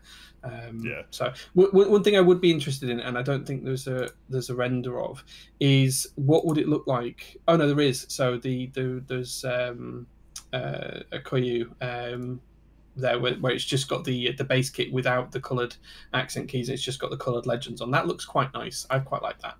I don't like having two different colors of modifiers. I think that's my problem. So like the fact that all your bottom, your row 4 and row 5 are different colored from your row 1 through 3. I don't like that personally. I think it looks fine, and I'm sure a lot of people are into it. Obviously, if the set's doing really well, people are totally into it, and that's great. But personally, I gotta have the midnight. Conversely, let's talk about this Metropolis desk pad, because I did buy this. I love the way this looks. Yeah, I'm definitely going to add this onto my order as well. I think this is going to be an expensive. As soon as I bought this, or as soon as I saw this, I was like, buy. Yep. Yeah, click. That's going to be an insta buy for me. So I definitely appreciate the desk pad. That is just sexy to begin with there. Neflock is teasing me here. So the designer of the key set, he says, "Is it a render though?" What is I mean, these are clearly renders. Yeah, I'm not sure what he means by that. Is it a render though? These are all renders. Surely these are pretty clearly renders. If any of these are not a render, something very weird is going on here. Are you saying the pics of the Desmat are good? They look like renders. Oh, okay. Oh, okay. Yeah, these. I don't know. I imagine. Let me get these up on my screen here so I can have a look. I wish I could enlarge the pictures. Gosh. No, the Desmats are real. The Desmats are real. That could be real. The shadowing on the floor definitely seems like this is not really a render. Yeah, there is too much stuff to render in the background as well. You wouldn't have so many accoutrements on the windowsills and things like that. Yeah. and this whole like pen area here is pretty inconsistent. Yeah. So Netflix, good try on teasing us further. That's a great right click, open a new tab. I guess I could do that. Oh wow, I'm so dumb, guys. God, I don't know why I just didn't do that to begin with. Yeah, and Dixie has a good point. There are cables on the monitor, definitely not a render. Absolutely, yeah. It's the details. I see. Yeah. That looks great. Can I get one of those right now, please? Well, clearly they exist. They're ready to go. Clearly, yeah. This is one of the best desk mats I think we've ever seen. I've ever seen personally. Yeah, I'm going to buy one as well. So Mike, just send mine to Brian's now. Just ship them out now. Why not? You know, we can shill it a bit more if we have them on our desks. Freaking love it. Oh man, we're getting tagged a lot. What's going on here? I don't know. Oh, okay, people just bashing me because I'm stupid and didn't just right click and open in a new tab. Sorry guys, I'm not always SMRT. Anyways, loving the desk pad. Absolutely had to buy that as soon as I saw it.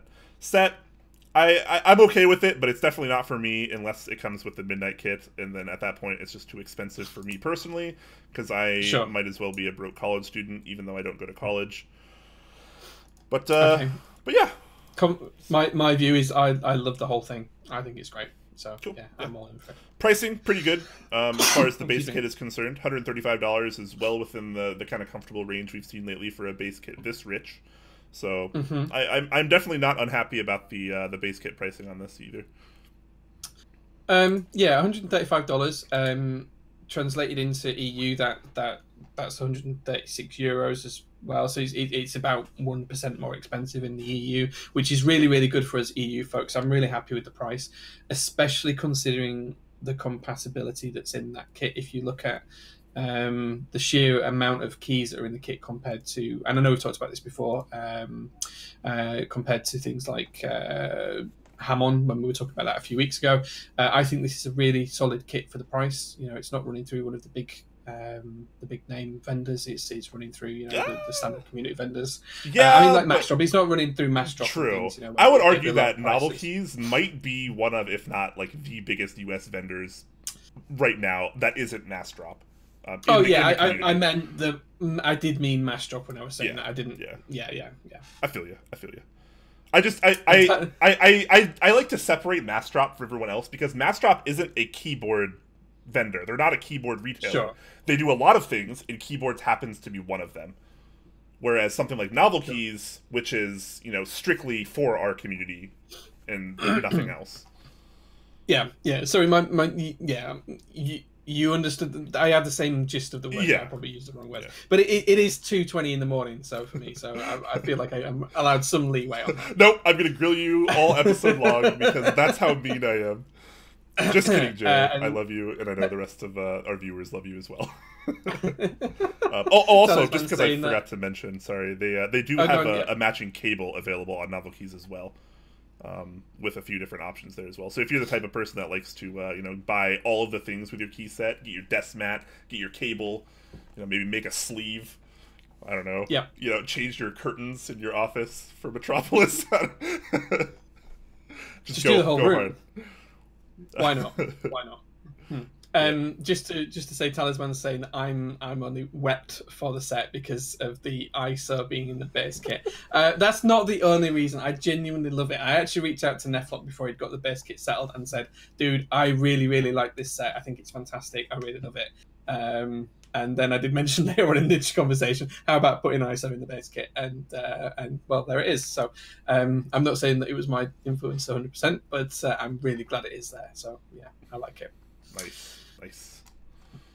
All right. Speaking of other key sets that people may or may not find nice, we have the originative GMK Vice Nights set, which is ironically on Massdrop. I always think it's funny when I see like other vendors' stuff on Massdrop. Like I get why, but it still makes me chuckle a little bit. Yeah. So this is a really weird drop. So there's two key sets in one. It's not just one. There's two key sets and an add-on kit. So let's talk about this. So let's get the weird thing out of the way first. So one of the options here is GMK Cyan. Note that it doesn't say anywhere near in the title that this includes GMK Cyan. This is GMK Vice Nights keycap set in the title. So the fact that you can just get GMK Cyan, I feel like is really, really random. Don't get me wrong, I love GMK Cyan. I own it. It's actually one of my favorite key sets. But this seems really odd to lump it in with this group buy as well. I would agree. It does feel a little bit weird. Not only is it odd that it's not in the title, the first picture in the post is Cyan. This first header picture is Cyan. I got really confused when I opened this because I looked at the picture and I thought, why have they called that Vice Nights? That doesn't look anything like a Knights key set. It just didn't fit. And I thought that looks really, really similar to either TA90 or it looks really similar to GMK Cyan. Then when I scrolled down, it was Cyan. So I'm surprised that Mastrop has done a drop like this. It feels slightly out of Mastrop's usual clinical position in terms of how they structure their drops. This does feel a little bit weird. Yeah. With that said, though, how do we feel about the namesake of this this run here, the actual GMK Vice Nights key set? Because I actually like it quite a bit. I like it. I have the other one. I've forgotten the name of now because I've got this one in my head. But I've got Miami Nights, and I really like that key set. It is one of my favourite darker key sets. I quite like this. The fact that it's mirrored. What I would be really tempted to do though would be to use the mods from each set together. Sorry, from the opposite set. So you'd have the pink alphas and the pink mods from Miami Nights onto this, and the Cyan ones all together as well. I'd probably do it that way rather than have them as two separate sets, I think. And yeah, I like it. I don't dislike it. I just don't know if I need to buy it because I've got the other set, if that makes sense. I'm not sure if it's different enough to warrant picking up. Yeah. I'm pretty into it. Also, there's an option for the what are they calling this? Miami Magenta Accent. So you can just buy this too if this is something that's more up your alley, but you don't actually want either of the key sets being offered. So if you just want a few accents there, magenta, then bam, that's a good way to do that. I'm pretty sure. Let me get this right. I think each key set is $160. Correct. Yes, they are. Yeah. So Miami Nights 160, or sorry, Vice Nights 160, and GMK Cyan is also 160, and then the Magenta Accent Kit is $24. So $24 there for 6 keys. Yeah, one of the interesting things that it says here as well is that both are 155 keys. But when I look at the Cyan set, it looks like there are more keys in that set to me at a quick glance. I haven't counted, but it does look like there are more keys in the Cyan set just because of the sheer number of space-bars. But perhaps that's just the render for the key set render for Vice Nights is larger. Like the caps themselves are larger. The entire render is bigger. I do feel that might be a slight typo on Mastrop's part because I think there are more keys in because for example there's 2 ISO enters in the Cyan one, and there's 6 space bars, full size space bars compared to 3. Yeah, but there's smaller space bars in Vice Nights, and I think there's more. Oh, maybe not. No, they're the same. Yeah, I think the kit is slightly bigger in Cyan. So just to point out that Mastrop might have got a typo on that one. Yeah, that could very well. It's small point. Yeah. Either way, group buy is open now, and I think it's open for 3 more days. So this is about to close if you wanted to get on this. And it'll ship around August 6th. So pretty normal timeline for that. Yeah, I have just noticed something else actually. If you click on the keycap layout for Vice Nights, you'll notice that all of the legends are either pink or Cyan. But if you look at the renders higher up, there are yellow legend keys as well in the actual renders on the board. So, for example, the ANSI Enter has got a yellow Enter key, but they're not in the kit. Anyways, moving on. What's going on? I don't know. I don't know what to say about that. You're right. That is strange. I don't know. You're so right. They're not there. So it jumps out at you when you notice it that they're not there. What am I actually getting if I buy this? please tell me, Mastrov. Maybe that's where the missing few keys are, the ones with the yellow legends. I don't know. Yeah. Oh, that could be it, actually. That's good point.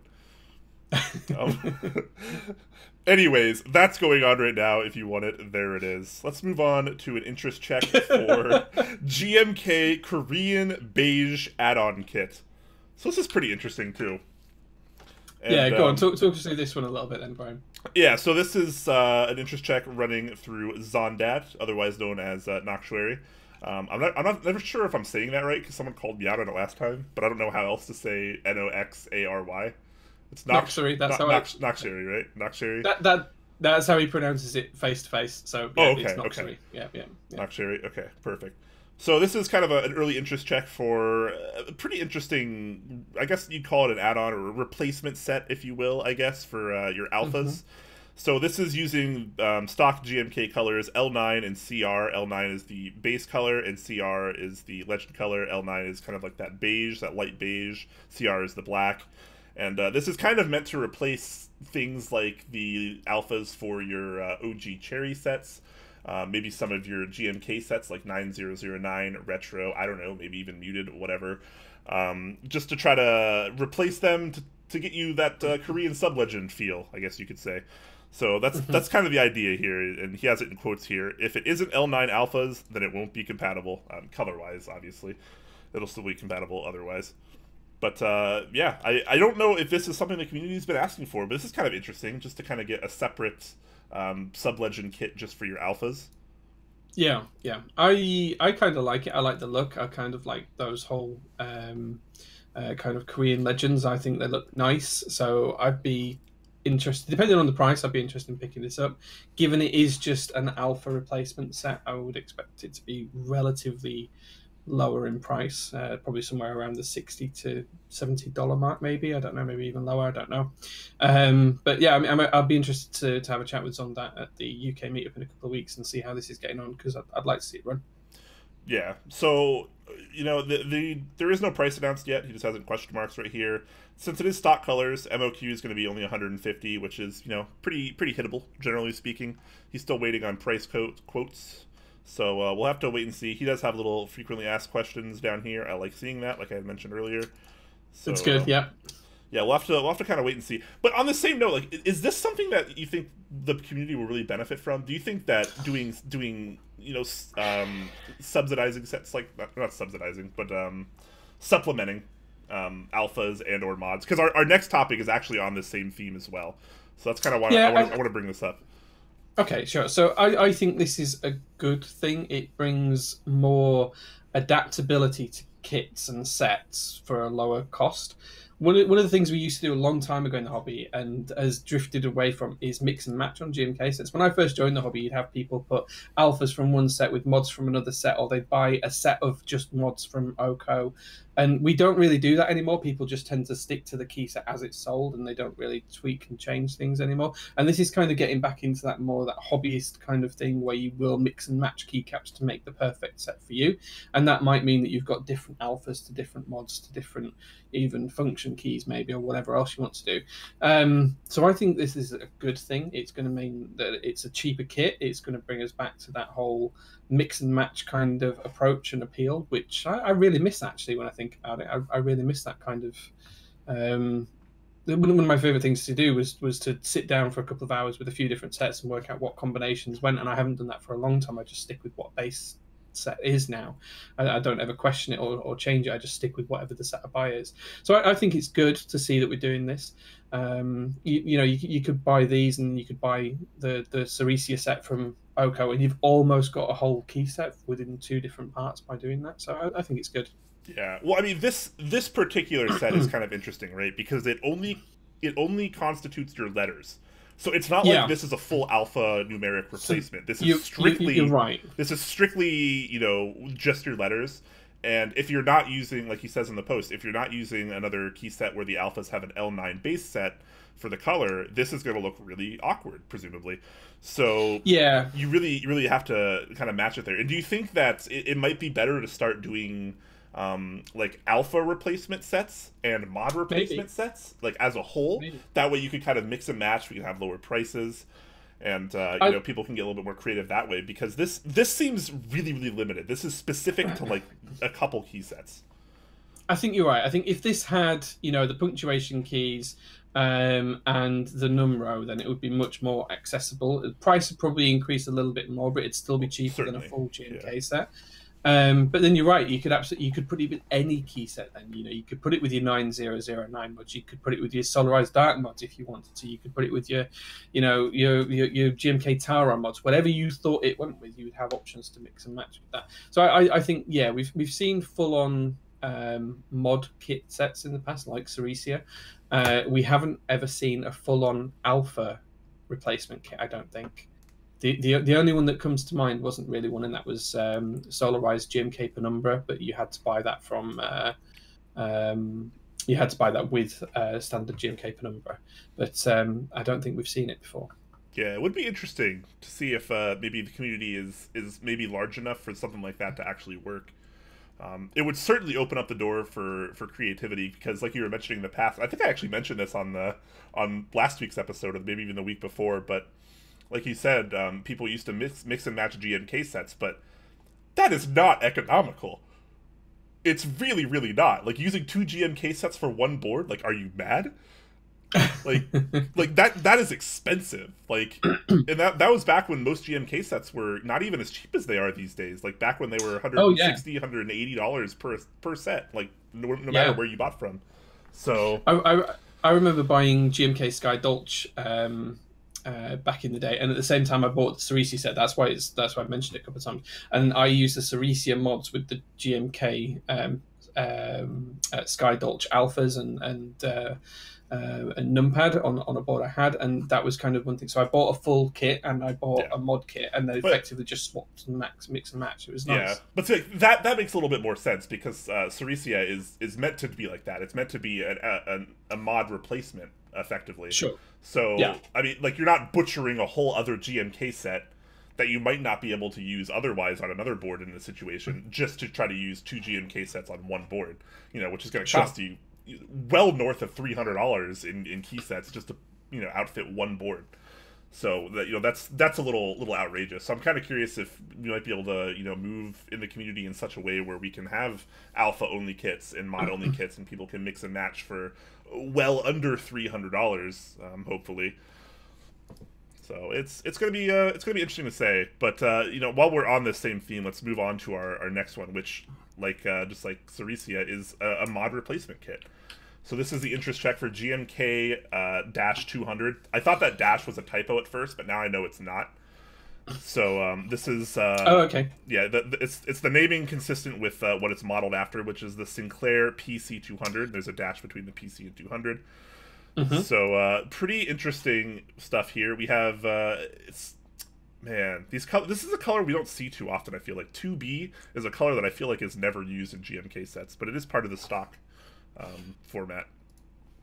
Yeah, I think it's usually a bit too light of a grey, and we don't see many key sets with that. I think it looks really cool, though. Personally, none of these. Let's start out by saying none of these renders are very good. These are renders from kbrenders.com or whatever it is. Yeah, so like, it's cool. It's much better than not having renders at all by like a long shot. But this is still a far cry from like a more professional render that you might see from some of the top renderers in the community. And I always like to reserve judgment, at least until we get to that point. So I won't say too much on it now. But I think, judging by what is here, I like the color so far. Okay, fair. I think I really like the look of the retro board, the Sinclair retro board there. I like how that's got the really dark compared to the really light modifier keys. It's usually, when we have sets, we see it the other way around, where you have a darker modifier set and a lighter alpha set. So I really like that. If they do manage to emulate that really well, then I will be much more receptive to it, I think. You're right, the renders, it's probably a little bit early to rely solely on the renders that have been provided at the minute, but I do think that it doesn't quite capture that retroness. I'm not sure if it's not quite pale enough. It looks a little bit too dark in the renders compared to that old retro Sinclair board for me right now. Maybe, yeah. That does look very, very light. Yeah, and I think I much prefer the look of that retro board to the render that's provided at the minute. Okay. But that's just my personal opinion. That's a personal preference thing, not a criticism of the set particularly. Yeah. So while we're still kind of on this topic and still on the discussion in itself, what do you guys in chat think? Do you think that add-on mod kits or add-on alpha kits are kind of the future in our community? Do you think that our community's finally gotten large enough, or soon will be, to where meeting those MOQs on the specific separate things is going to be easy? Do you think this is going to be, functional? Is this a good way to go about sets from now on, or is this just kind of a no-go for you guys? So he does intend this to be used with GMK white on black, but obviously you can use it with other sets too. The white on black theme is kind of just to go along with the original Sinclair colorway. Yeah. Mod kits are not new. I'm not saying they're new, but they're not exactly common. Yeah, I think they used to be more common than what they are now. I can't remember the last time when we had a new mod kit actually released. It's quite a while since we had one. It might have been Ceresia, or I think that was the last one. Yeah. Or Bluegaloo. I think Bluegaloo might be older than Ceresia. I don't remember. Bluegaloo was about 6 months before Ceresia. Yeah. And there was Unicorn as well. All three of those were like 2 or 3 years old though by today's standards. Yeah, absolutely, yeah. I think that this could go in the right direction, and I really like the idea of having new mod kits to buy. That being said, I'll reserve my judgment on this particular one until it draws out. I'd like to see a little bit more compatibility in the options and the layout it supports here as well. There's no split left shift if you wanted to do that, which is becoming more and more common as people try and remove stabilizers. There's no ISO, so I'd like to see that change a little bit maybe. I might put some suggestions onto there. Let's take a look at what chat is saying on these. I'm down for a mix and match. I will buy them. It's better to have options. Mod kits are not new. I like accents. Ask me after I collect all of the GMK sets that I want. And alphas need to be all-encompassing. Okay, I'm open to it. All right, so people are a little bit more into it.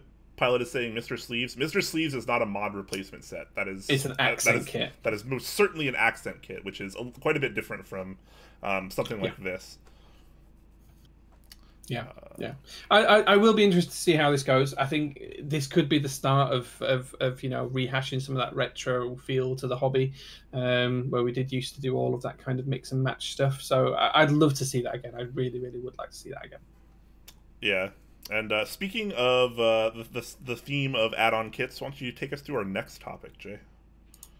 Yeah, sure. Let me just quickly get the link pasted in the chat. So in terms of add-on kits, this is a group buy by our very own Return ISO, who was modded just the other day on the Top Clack Discord. So very well done. As also, we should have announced that at the beginning, actually. We'll come back to that at the end of the stream. We'll do a bit of a shout out on that one. So this is where ISO Return ISO on Geek.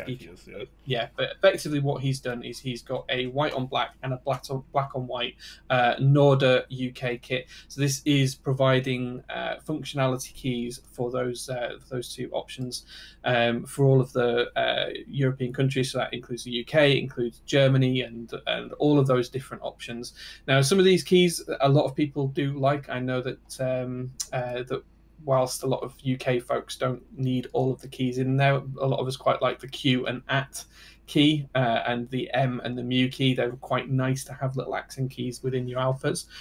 So I'm hopeful that these will do quite well. I'm going to pick up both of these because I've already ordered GMK Minimal, which I think you have as well, Brian. Yeah. So I'm going to get this to add on to that to try and give me some of the functionality that wasn't quite there in the base set to reduce it. And I'm also going to do this, and I'm going to have to pick up at some point the white on black set from Master Up, because this gives me all the keys I need to have full UK ISO as well. So I think these are a really good idea. It's another way of giving that functionality back to people who haven't had it.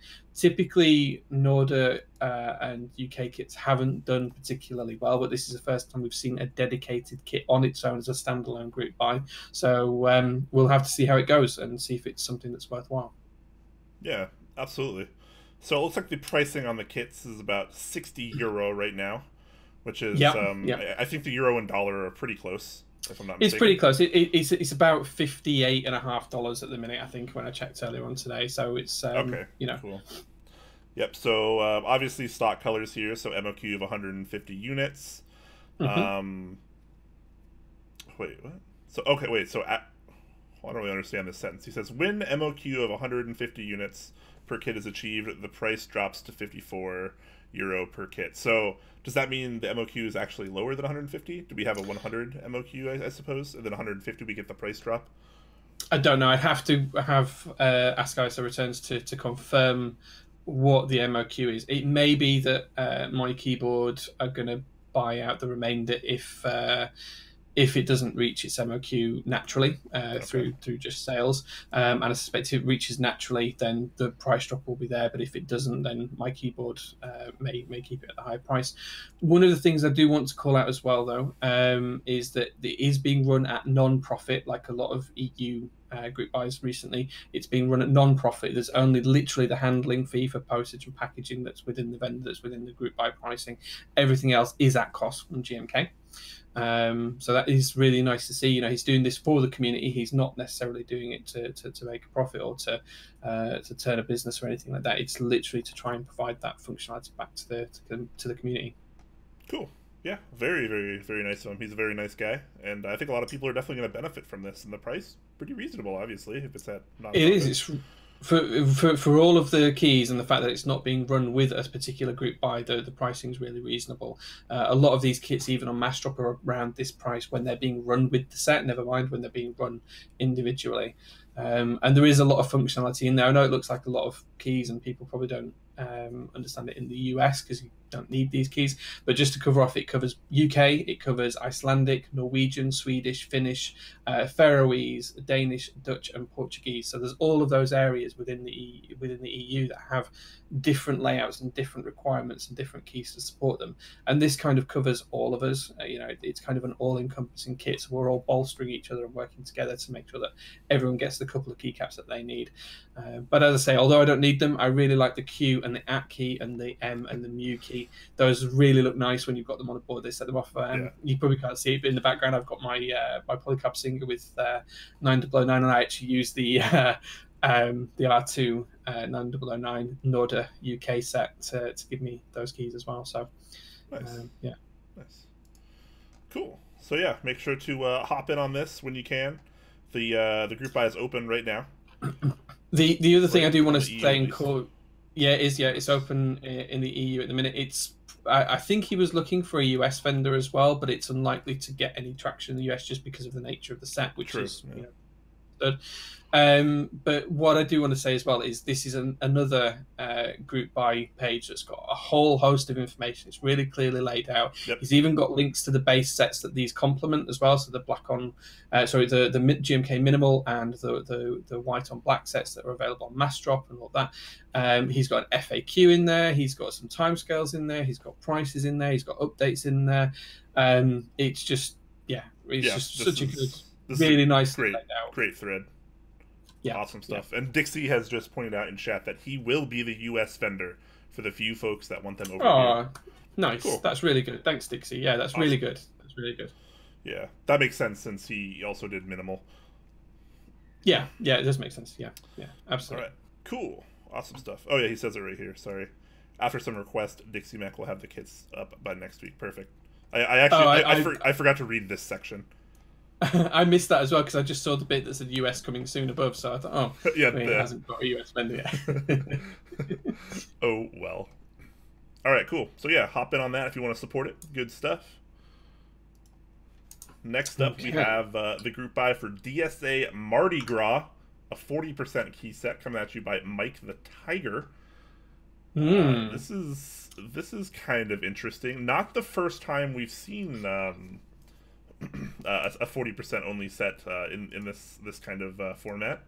I know one recently we covered, I think was Fluffy Clouds. I think that was either SA or DSA, but I think that was another 40% theme kind of thing. So yeah, we more sub 60% sets coming out lately. What do you think about this, Jay? I mean, I think the user base for 40% boards is increasing. I think that's a given, especially with the popularity of things like the 50 and the TMO 50 as well. So I think as the popularity grows, the requirement for a key set that does have a strict down number of keys is growing as well. It's also worth remembering that DSA Bounty Hunter and DSA Honeywell also ran with this kind of size base kit, but with a numpad included as well. So that those do already exist as 40% kits that you won't manage to get them on a TKL because I don't have the support for that. So I don't think it's new. I think it's a growing trend. I'll be interested to see if this hits MOQ because it's quite a bold set, I would say. It's a bit bright for me. Bright, maybe an understatement. It is, but it fits the theme, right? It fits the theme. It's Mardi Gras, exactly. It's yeah, summery, happy. It's it's all of those kind of things. It does fit the theme. And I know that Mike the Tiger has been working. He's got a 40% keyboard Discord, which I'm in as well, and he has been working with Evans and a few other people as well to try and make sure that this set covers all of the boards that it should do. So I think at the minute it covers everything such as the Prionic, the Plank, the Minivan, the JD40 and 45, the Vortex Core, the Pearl, the 50, Daisy, as well as a number of others. So it has got a fair amount of compatibility in terms of boards and support, just not if you want to go larger than that 40% form factor. Yeah. Pretty darn interesting. The group buy will run for 3 weeks, maybe even 4 weeks, depending on how much momentum they have. And the group buy is open now. Open 3 days ago, so you can get in on that. Start on Monday, yeah. Yep. And the tentative end date is April 15th. So you still got almost 3 weeks left before you have to make the final decision on that. Yeah, I think the prices are good though as well. The lowest MOQ is only 50, and it's $90 at 50. But once you start to get to 75, 100, and 150 sets, the price drops are quite strong. Yes. So 79, literally $10 off if you just get an extra 25 orders. That's pretty good. And then it drops as low down as $69 at 150 sets. Which is really good for a key set if that's your jam. If that's what you're trying to, if it fits the board that you're trying to fill, then that's pretty good. I think that's. Not a bad price point. Yeah, I'm all for outfitting boards for under $100. I like value, so no surprise there. Yeah, so. It looks good, and it is worth calling out as well that this is Signature Plastics. It is ABS double shot keys as well. It's not one that's been run on a China site or anything like that. Yep, cool. Yeah, so for SP, these prices are not too bad actually.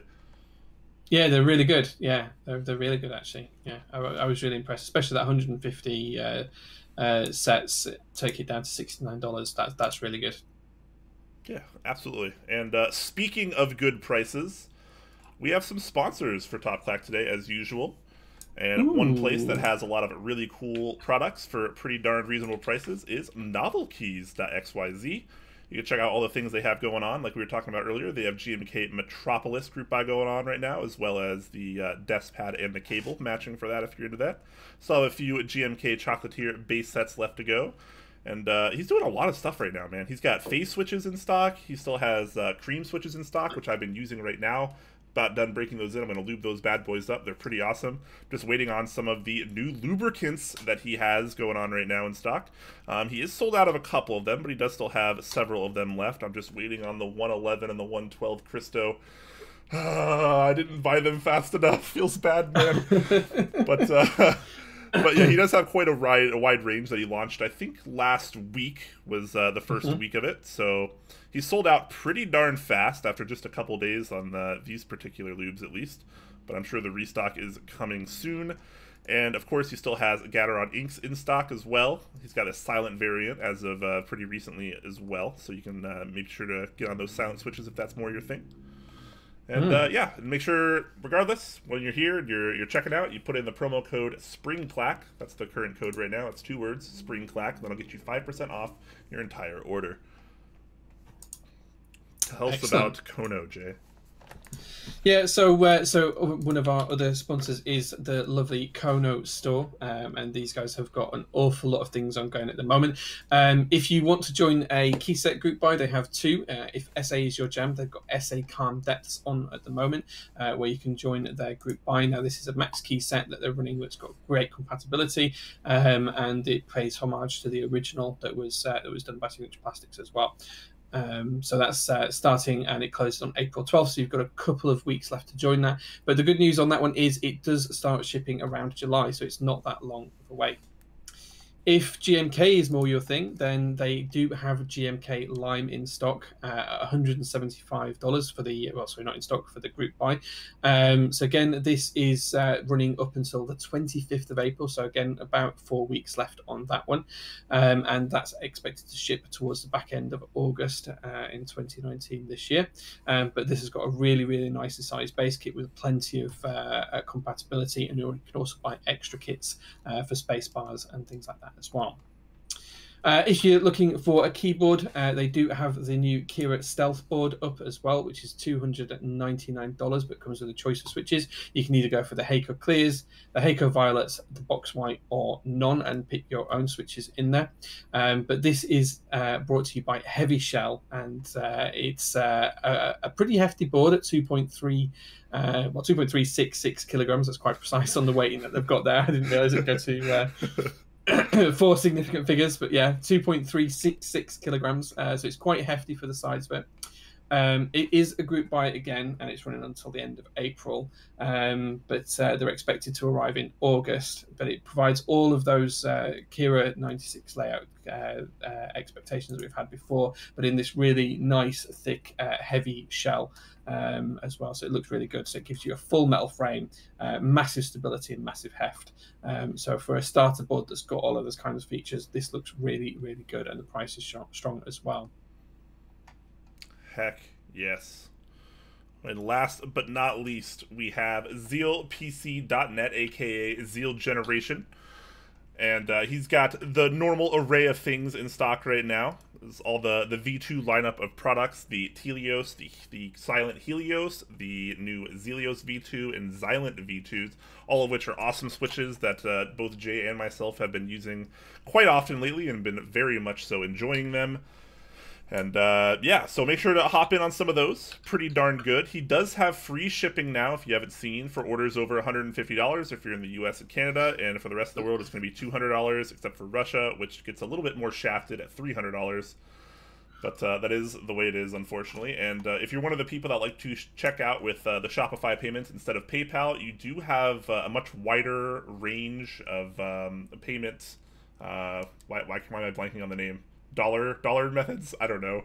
Currencies, that's the word I'm looking for. A lot of different currencies now. I know a lot of people in the past complain a little bit because, you know, when you're ordering from, you know, some lesser known places and you're using currency amounts that aren't USD in particular, then you know, you might get shafted on some transaction fees for your card or whatever. But now we have that solved a little bit, and depending on where you are in the world, up in the top left here, OBS is stupid and doesn't show all these options, but believe me when I say there's quite a few different options. So based on where you are, you might be able to save a few bucks that way if you just change your dollar amount in the top left when you're on the site.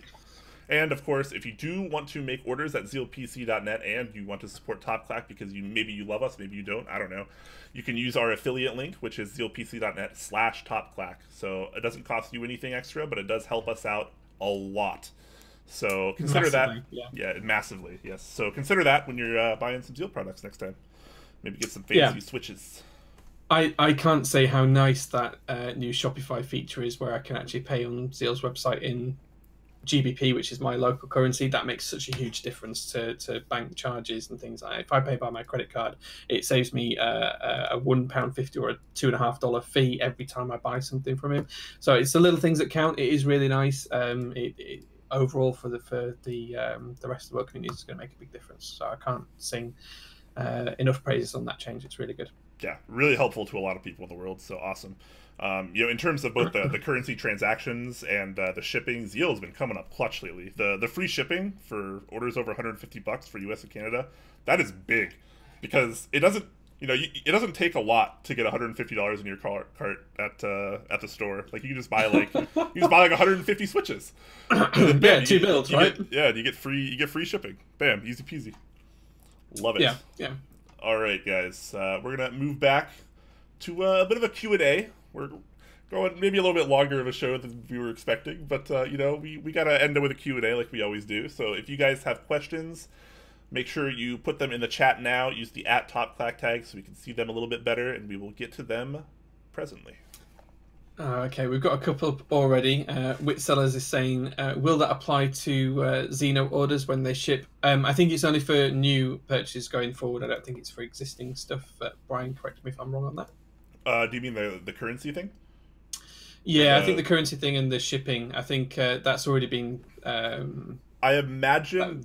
I think you're probably right. I think it probably only counts for orders that are going forward now. I don't think I don't think it applies retroactively to anything that's been in group buy phase. That would be my guess, but I don't have a final answer for that. But I think that would be the assumption.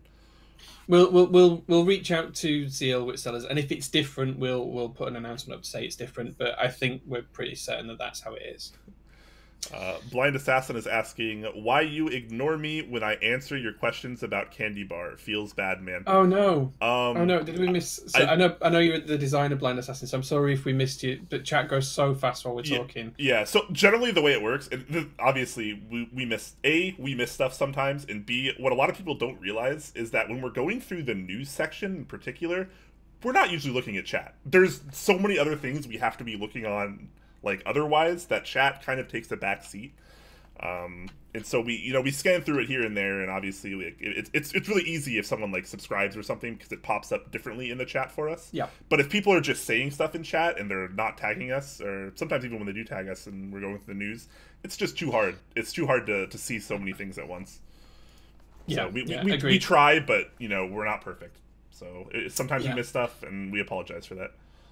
Yeah, if you want to repaste in what you said, Blind Assassin, to answer our questions as part of this Q&A, I will happily address it there. And I'm really sorry we missed it, yeah. Especially if we were probably asking yourself and Jason to give us the answers at the time, and then we still missed it. So I'm really sorry about that. So if you have got those answers to the questions you're asking, please do share them again, and we'll recover that. Yep, certainly. Okay, so 10 Strong is saying, since you've tried ergos, why did you stop using them, or why do you prefer a standard layout? Great question, by the way. I think for me, I have tried some ergo boards. I've spent a little bit of time with an Atreus. I've spent a little bit of time with an ErgoDox. I've tried this. I don't remember what the Let's Split, I think it's called, the Split Plonk, basically. I've tried these, and I can probably speak for Jay at least a little bit on this one. I don't have a normal typing method. I do not have a correct typing method. And because of that, it makes it very, very difficult to type on split and or ergonomic boards that are meant to be typed on with proper typing procedure. And that kills me badly. So I always just kind of default back to something a little bit more normal, a little bit more standard, just for the sake of comfortability. But I do plan to learn how to type, like, quote-unquote properly, and I think I'll probably start to benefit from some of those layouts more in the future. For sure. I like boards that are ergonomic in terms of a split, so I love my VEA, so I can kind of have my hands separate and move them all around and do typing like that. But I much prefer a standard stagger to like an ortho layout. I absolutely prefer standard stagger. It's just what I've used all my life, and again, I don't have as Brian said, I don't have a particularly good typing technique, so it's just what fits for me. But everyone's different, right? So everyone likes a different thing, and everything. People can learn new skills. Some people can, some people can't. So use what works for you, but definitely don't be afraid to try new things. Yep, absolutely. Gio says, stop ignoring the mods. Are we ignoring the mods? Do we have mods? Did we miss something? I don't know what you're talking about. We should do a bit of an announcement about the new mods while we're talking about it. So due to a little bit of inactivity over the past couple of months, both Frost and Olivia have I got it, the GSN. Have stepped down from being mods within the Discord server. They just have a lot of things going on in their personal lives. They're doing different things, and you know, working with us on Top Clack is quite time consuming at times. So we completely wish them the best, and we hope that all of their future endeavours go well. And you know, we're completely happy for them to move forward with their own things. But that does mean that we did have space for some new moderators, and we needed some new blood, some fresh blood, to try and give us some support in the background. So whilst we're still keeping Geo, much to my chagrin, and Sashimi on there. I mean, why? I don't know why he's even around, but we're keeping Geo and Sashimi on the team. But we've also added 3 new members. So we've added Meister Green Seppo, ISO returns, and the lovely V Vega as well to our mod team on the Discord server. And when I fix the bot, there will be mods on the Twitch stream as well. So yeah. I saw that. Yeah, I saw it didn't work. Remember when I asked if that was going to work and you said yes? I was overconfident. Do you remember that conversation that we had, Jay? I do remember that conversation. Fantastic. Well, we'll see. I'll have a look at it. Yeah, so shout outs to the new mods and the old mods for all the hard work that they do and have done. You know, Top Clack sometimes need moderation, whether it's the stream itself or the Discord or something else. They help out. It's very, very nice and helpful. We like those nice, positive, knowledgeable, active members of the community. You know, those are usually our go-to choices. So we're always kind of looking out to see who's being a stand-up citizen in the community, and those are usually our first picks for moderators and stuff like that. So yeah, shout outs to them for all the hard work that they do. Yeah, so give them a nice welcome to the team, guys. Yeah. Nebula asking, will you and I drink whiskey together at Seattle? That is highly likely. Me being very close to Seattle and being someone that likes to drink a lot of whiskey. Hey, look, I have a bottle of whiskey right here. You know, I think it's very likely that we will probably enjoy some whiskey together.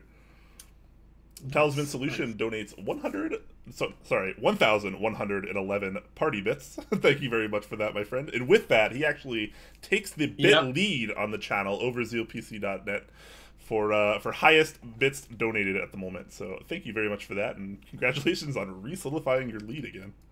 Yeah, that's a this is a good backwards and forwards. It's crazy. It's crazy, is what it is. Crazy. It's like actually crazy. Yeah, when I joined Top Clack at the beginning of the year, which is only 3 months ago, you know, I think the highest number of bits was like 34,000 or something like that, and here we are 3 months later, we've almost we've doubled that now. So you know, it's a huge number of bits. Thank you very much. It just goes to show you that Jay is the cornerstone of Top Clack now.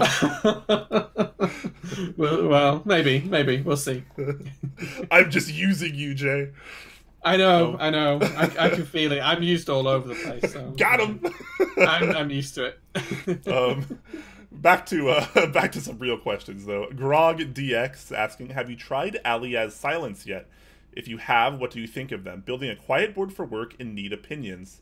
I have tried a couple different weights of the Alias Silence back when they came out. I don't know, a year and a half ago now. It's been a little while. It has been a while, yeah.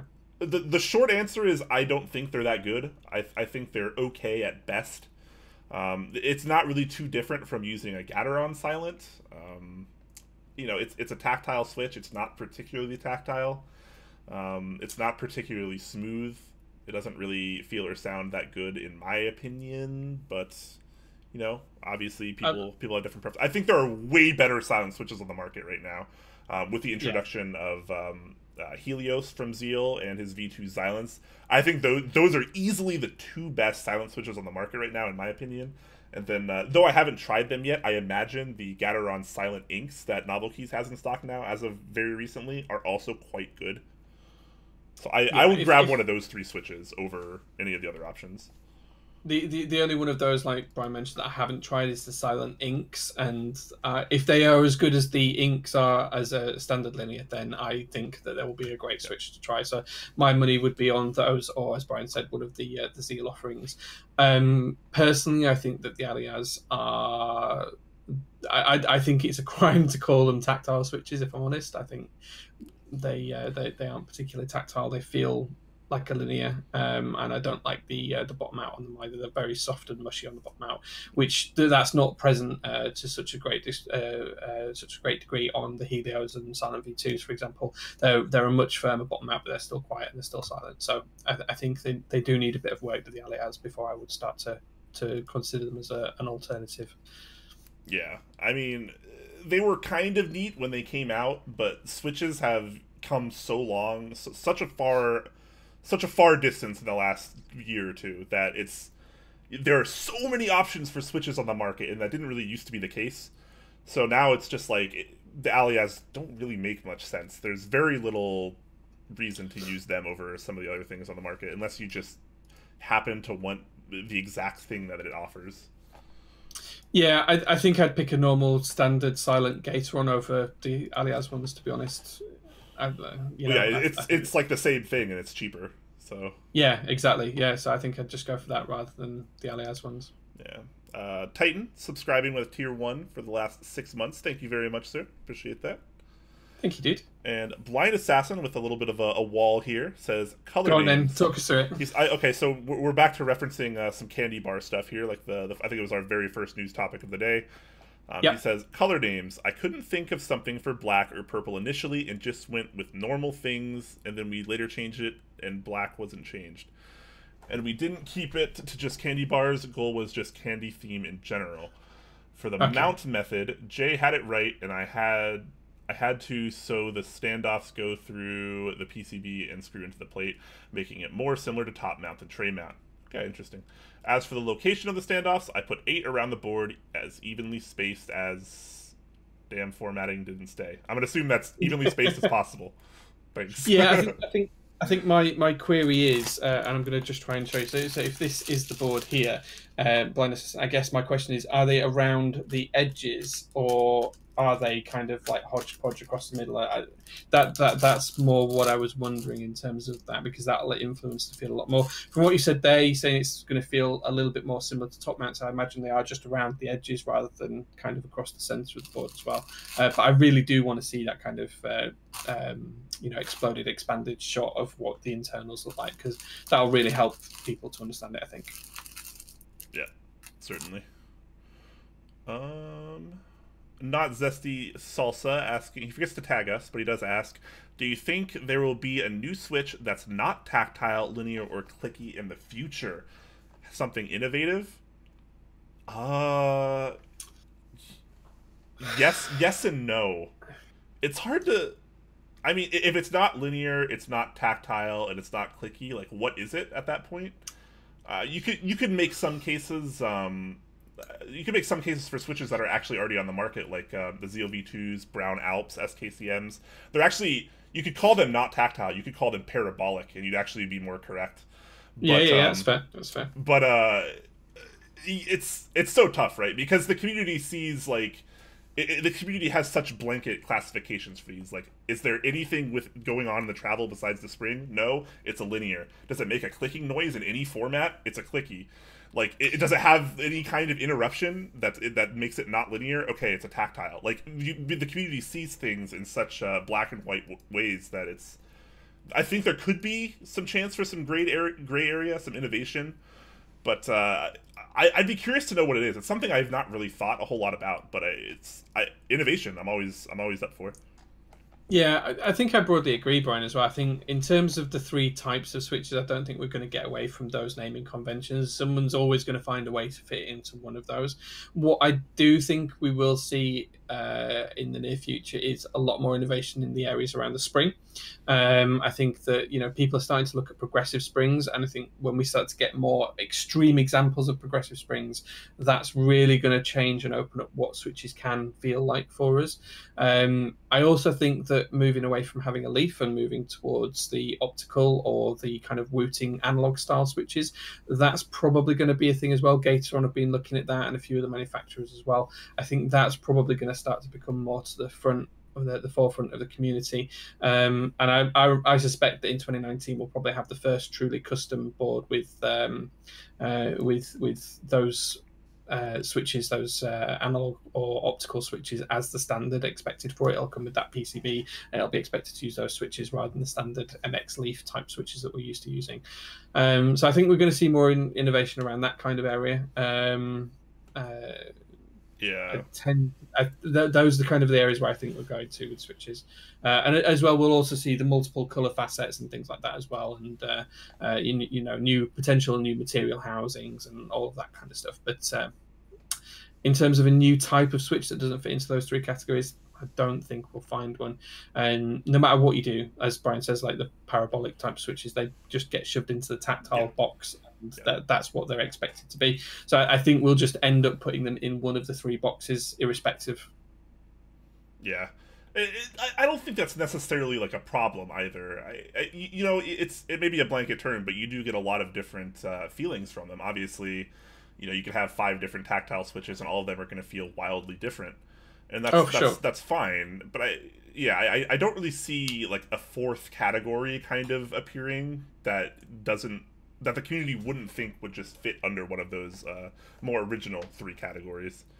People are saying stuff like magnetic feedback, 2 tactile bumps, haptic vibration, which kind of reminds me, I don't know if you've caught up on the news the last 2 weeks, Jay, but the episode we did 2 weeks ago where I had Garrett on as the guest host, Kono released a kind of an interest check for a new board they're working on called the Keystone series, and in it they have the Silo switch line releasing, and there's going to be a linear, tactile, and clicky version of that, and that's all based around magnetic Hall effect kind of technology. So so we're getting a lot of innovation there as well, but at the end of the day there's still probably going to be a linear, tactile, and clicky switch. Yeah, and I'm really excited to try those silo switches out, actually, see what they feel like. I think that even if you do things like I think Ballin Boys suggested 2 tactile bumps, that's just going to still fall into the tactile camp, and these magnetic read type switches, they're still just going to fall into whatever type of feel they have, whether that's linear or clicky or tactile, irrespective of the technologies behind them, but they're just going to fall into those camps. I think what we need to be looking at really is what are the technologies that underpin how the switch works, and not necessarily look at the badging of those 3 boxes that were suggested in the question. Yeah, because we're getting huge innovations in the technologies of how switches work and what you can implement with them, but that doesn't necessarily change, doesn't necessarily deviate from what we know always. So well, we'll have to wait and see. That's a really good question though. Like it's one of those discussion points that really gets people thinking. Like, as since we've been talking about it for like 8 minutes now, so it's definitely a great question. Thank you for that. It is a really good question, yeah. Machine Yearning is saying clicky linears. That sort of exists already. I guess you could argue. I think it was maybe early 2017 when Kale first came out. When they first revamped their factory, the first line of switches that they put out for our community was the Speed line, and the Kale Speed Bronze was effectively a clicky linear. There was like, during use, there was like no tactile feedback at all on the click bar, so it really did feel linear to me, at least during use. Yeah, I never used them in a build, but I did have them. I have got some of the switches that I've just never actually used. But outside of a board, you can feel that when if you press it slow enough, if you're looking for it. But in real time use, it might as well have been a clicky linear. But we're kind of splitting hairs there. Obviously, I know it's not technically a linear. It's not technically a linear, but it was about as close as the community has seen to it, at least. Sure, I don't think you'll ever get away from it, because at some point the press has to create a click. It's going to have to do that through some movement, and therefore you are going to get some tactile feedback off of it either way, whether that's minuscule or particularly large, like in the click bar switches. You're going to have some sort of mechanical feedback there that's going to make it feel slightly tactile.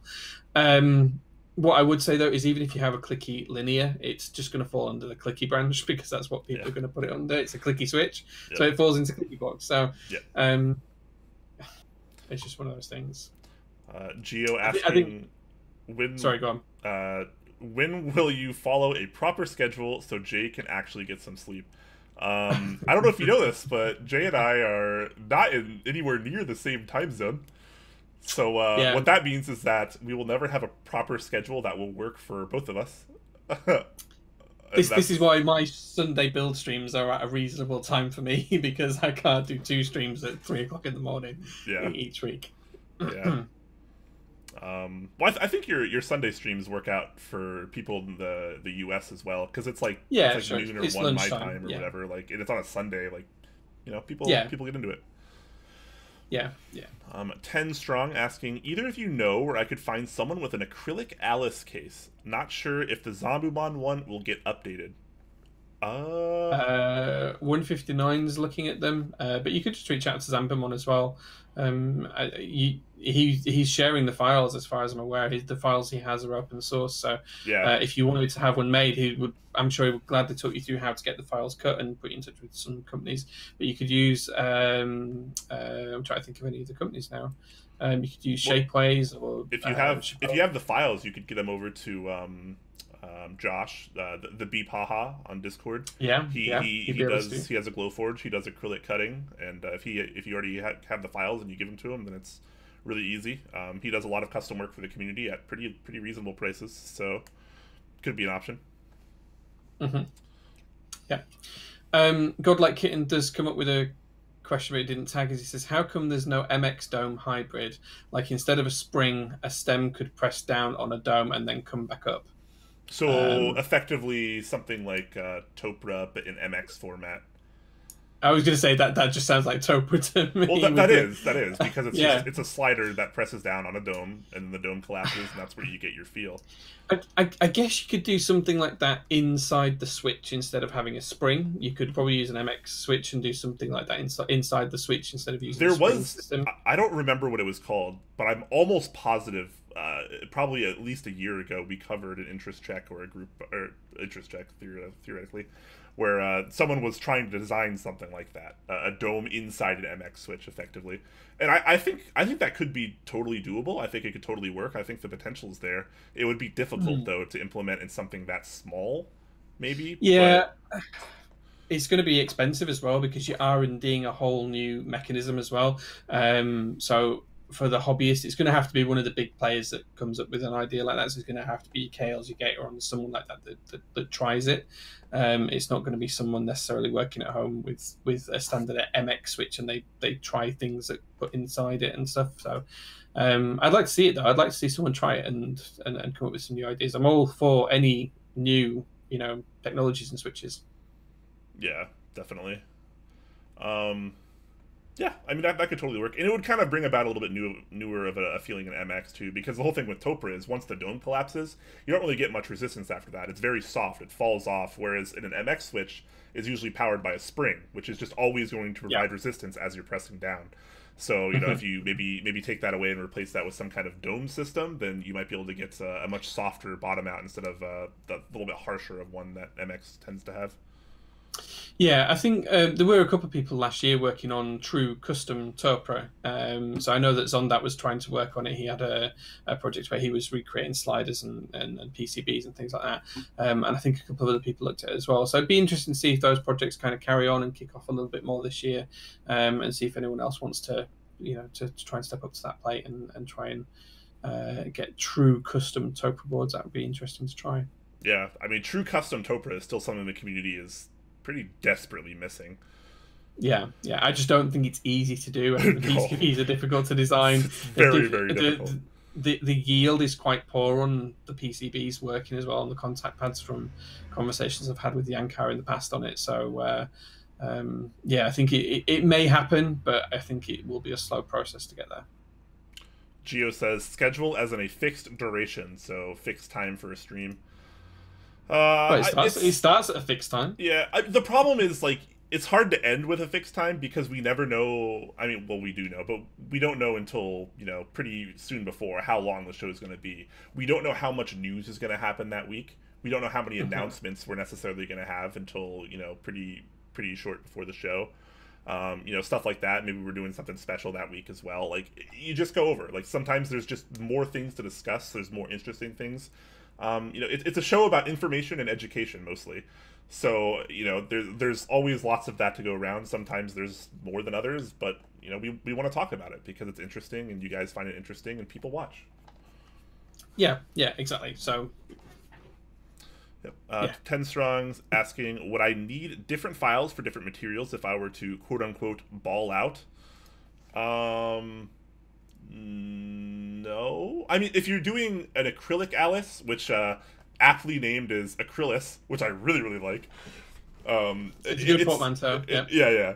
It's like a layered design, right? Like usually that's generally how that kind of thing works. So you could theoretically do that in other materials as well. It doesn't have to be acrylic. You're not doing any kind of insane cuts. It's just a bunch of stacked flat pieces in essence. So yeah, one of sorry, what? I was going to say one example where I've done it is I've actually somewhere a project for later on this year is I've got a kayak that's been done out of copper material with laser boost. So all of the layers, instead of doing them out of POM or wood or balsa or whatever, I've had them all made out of copper. So you can just use the same file for whatever material you want if you're going through a laser cutters or something like that. Yep. Blind Assassin is saying a raincoat mod for MX is similar, but not inside though. So he's referring to the dome kind of inside the Switch thing that we were talking about. Okay. Yeah. Not inside, but it can give you a similar feel. I've actually never tried the raincoat mod, but it seems kind of cool. I've only ever seen it done. I've never tried it either. Never tried it on a board. Yeah. So Japanese horror writer with 3,000 bits as well. Thank you very much, dude. We really appreciate that. Thank you. Arigatou gozaimashita. This is Ballin' Boys is asking, have you guys tried Cristo Lube? If so, what do you think about them? So, many of you might remember that NovelKeys sent out a bunch of numerically labeled vials of test lube to myself, Nathan Kim, and Man of Interest a while back, and all of us had to test them blindly without knowing what they were. And the winners of what the test concluded was were to be stocked in the store, basically. And one of my favorites out of that bunch just happened to be the Cristo Lube 112, I think it was. So he decided he was going to stock that in the store as well. And I think 111 and 129 might have been the favorites for Man of Interest and Nathan Kim as well. So yeah. I think that might have been how it went. So I've tried the 112, not on a full board yet, but I did enjoy it. I plan to pick up the 111, the 112, and the 129 once I'm able to get all three on NovelKeys. But some of those are sold out right now because they went like lightning quick. So we'll have to wait and see. I don't have enough experience with them yet, unfortunately. But some of the other people in the Top Clack Discord do, such as Upas of Canon Keys. So maybe if you're not in the Discord already, you can join the Discord link below and ask around. Some of the people have tried several of the Crystal Loops. Yeah, and Upass is actually sending some with my Brutal 60 to try because I missed the opportunity to buy some as well, with not being around for the last couple of weeks. So we will try it and we will give our honest opinions as always when we do get to try it. But right now, neither Brian and I have it in the build, so it's difficult. Yeah. I think the general response, like so far, is pretty good. People seem to be liking them. I haven't seen anyone yet that's like, no, this is bad. So. It seems pretty good so far, and they're relatively inexpensive. At NovelKeys, you get 5 milliliters for $8. Like, that's a lot of boards worth of lube, honestly. Yeah, it's a good price. Yeah, it's a good price. Yep. Just looking down, Nebulant says no. Jay beat me to an all-metal kayak. Well, I have the parts. I haven't built the board yet. So if you built the board first, then you beat me, really. I'm sorry if that was your secret project, but I've had it. I think I got it in September and I've just never got around to building it, so it's just one of those things that sat there waiting to go. And Blind Assassin says, I answered the standoff location a bit ago, but you missed it. I didn't miss it. I did see it. The conversation just carried on a little bit. So I know you said they're inside the first row of switches, so that makes a bit more sense. So I imagine it will feel quite similar to top mount because of where it's positioned, but I imagine it's going to be quite a firm feel still. But it should, depending on how many you've got around it, I think you said 8. If I remember rightly from what I read, so it should be quite consistent if they're spread evenly across the board. But I still do want to see that split out exploded model so I can actually understand it and try and formulate in my head how it's going to work. But I'm still definitely interested in the board. Oh yeah, and it looks like we are caught up on questions. So for the sake of Jay's awful already sleep schedule, now is probably a good time to call it quits, guys. So, as usual, thank you all so much for watching the stream. Jay and I both greatly appreciate it. We hopefully delivered a decent episode for you today. I thought it went pretty darn well. I felt like we were in the zone today. Like the discussion was really good. We had some good topics. Chat was active. It was nice. Active. Yeah, it was good. Yeah, so shout outs to all of you guys as well. All of you that donated bits or subbed or gifted subbed or anything like that. We appreciate it so much. Make sure to check below the stream. You can find the link to our official Discord. You can hang out with us there and, just talk about whatever, keyboards or not. And our YouTube is also linked below the stream. You can check that out. VODs go there. Some other vids go there. Typing vids, stuff like that. Build streams, the works. Upcoming build streams, I still have nothing quite yet. I imagine Jay is probably aiming for this Sunday as usual. Yeah, I got a KBD 67 which we'll be building this week, and then the following Sunday it's probably going to be the Brutal 60 if UPass and I can sort of shipping out between now and then, which I'll be building with the plain 60C. And then further than that I haven't planned out yet, but there's more coming. Yeah.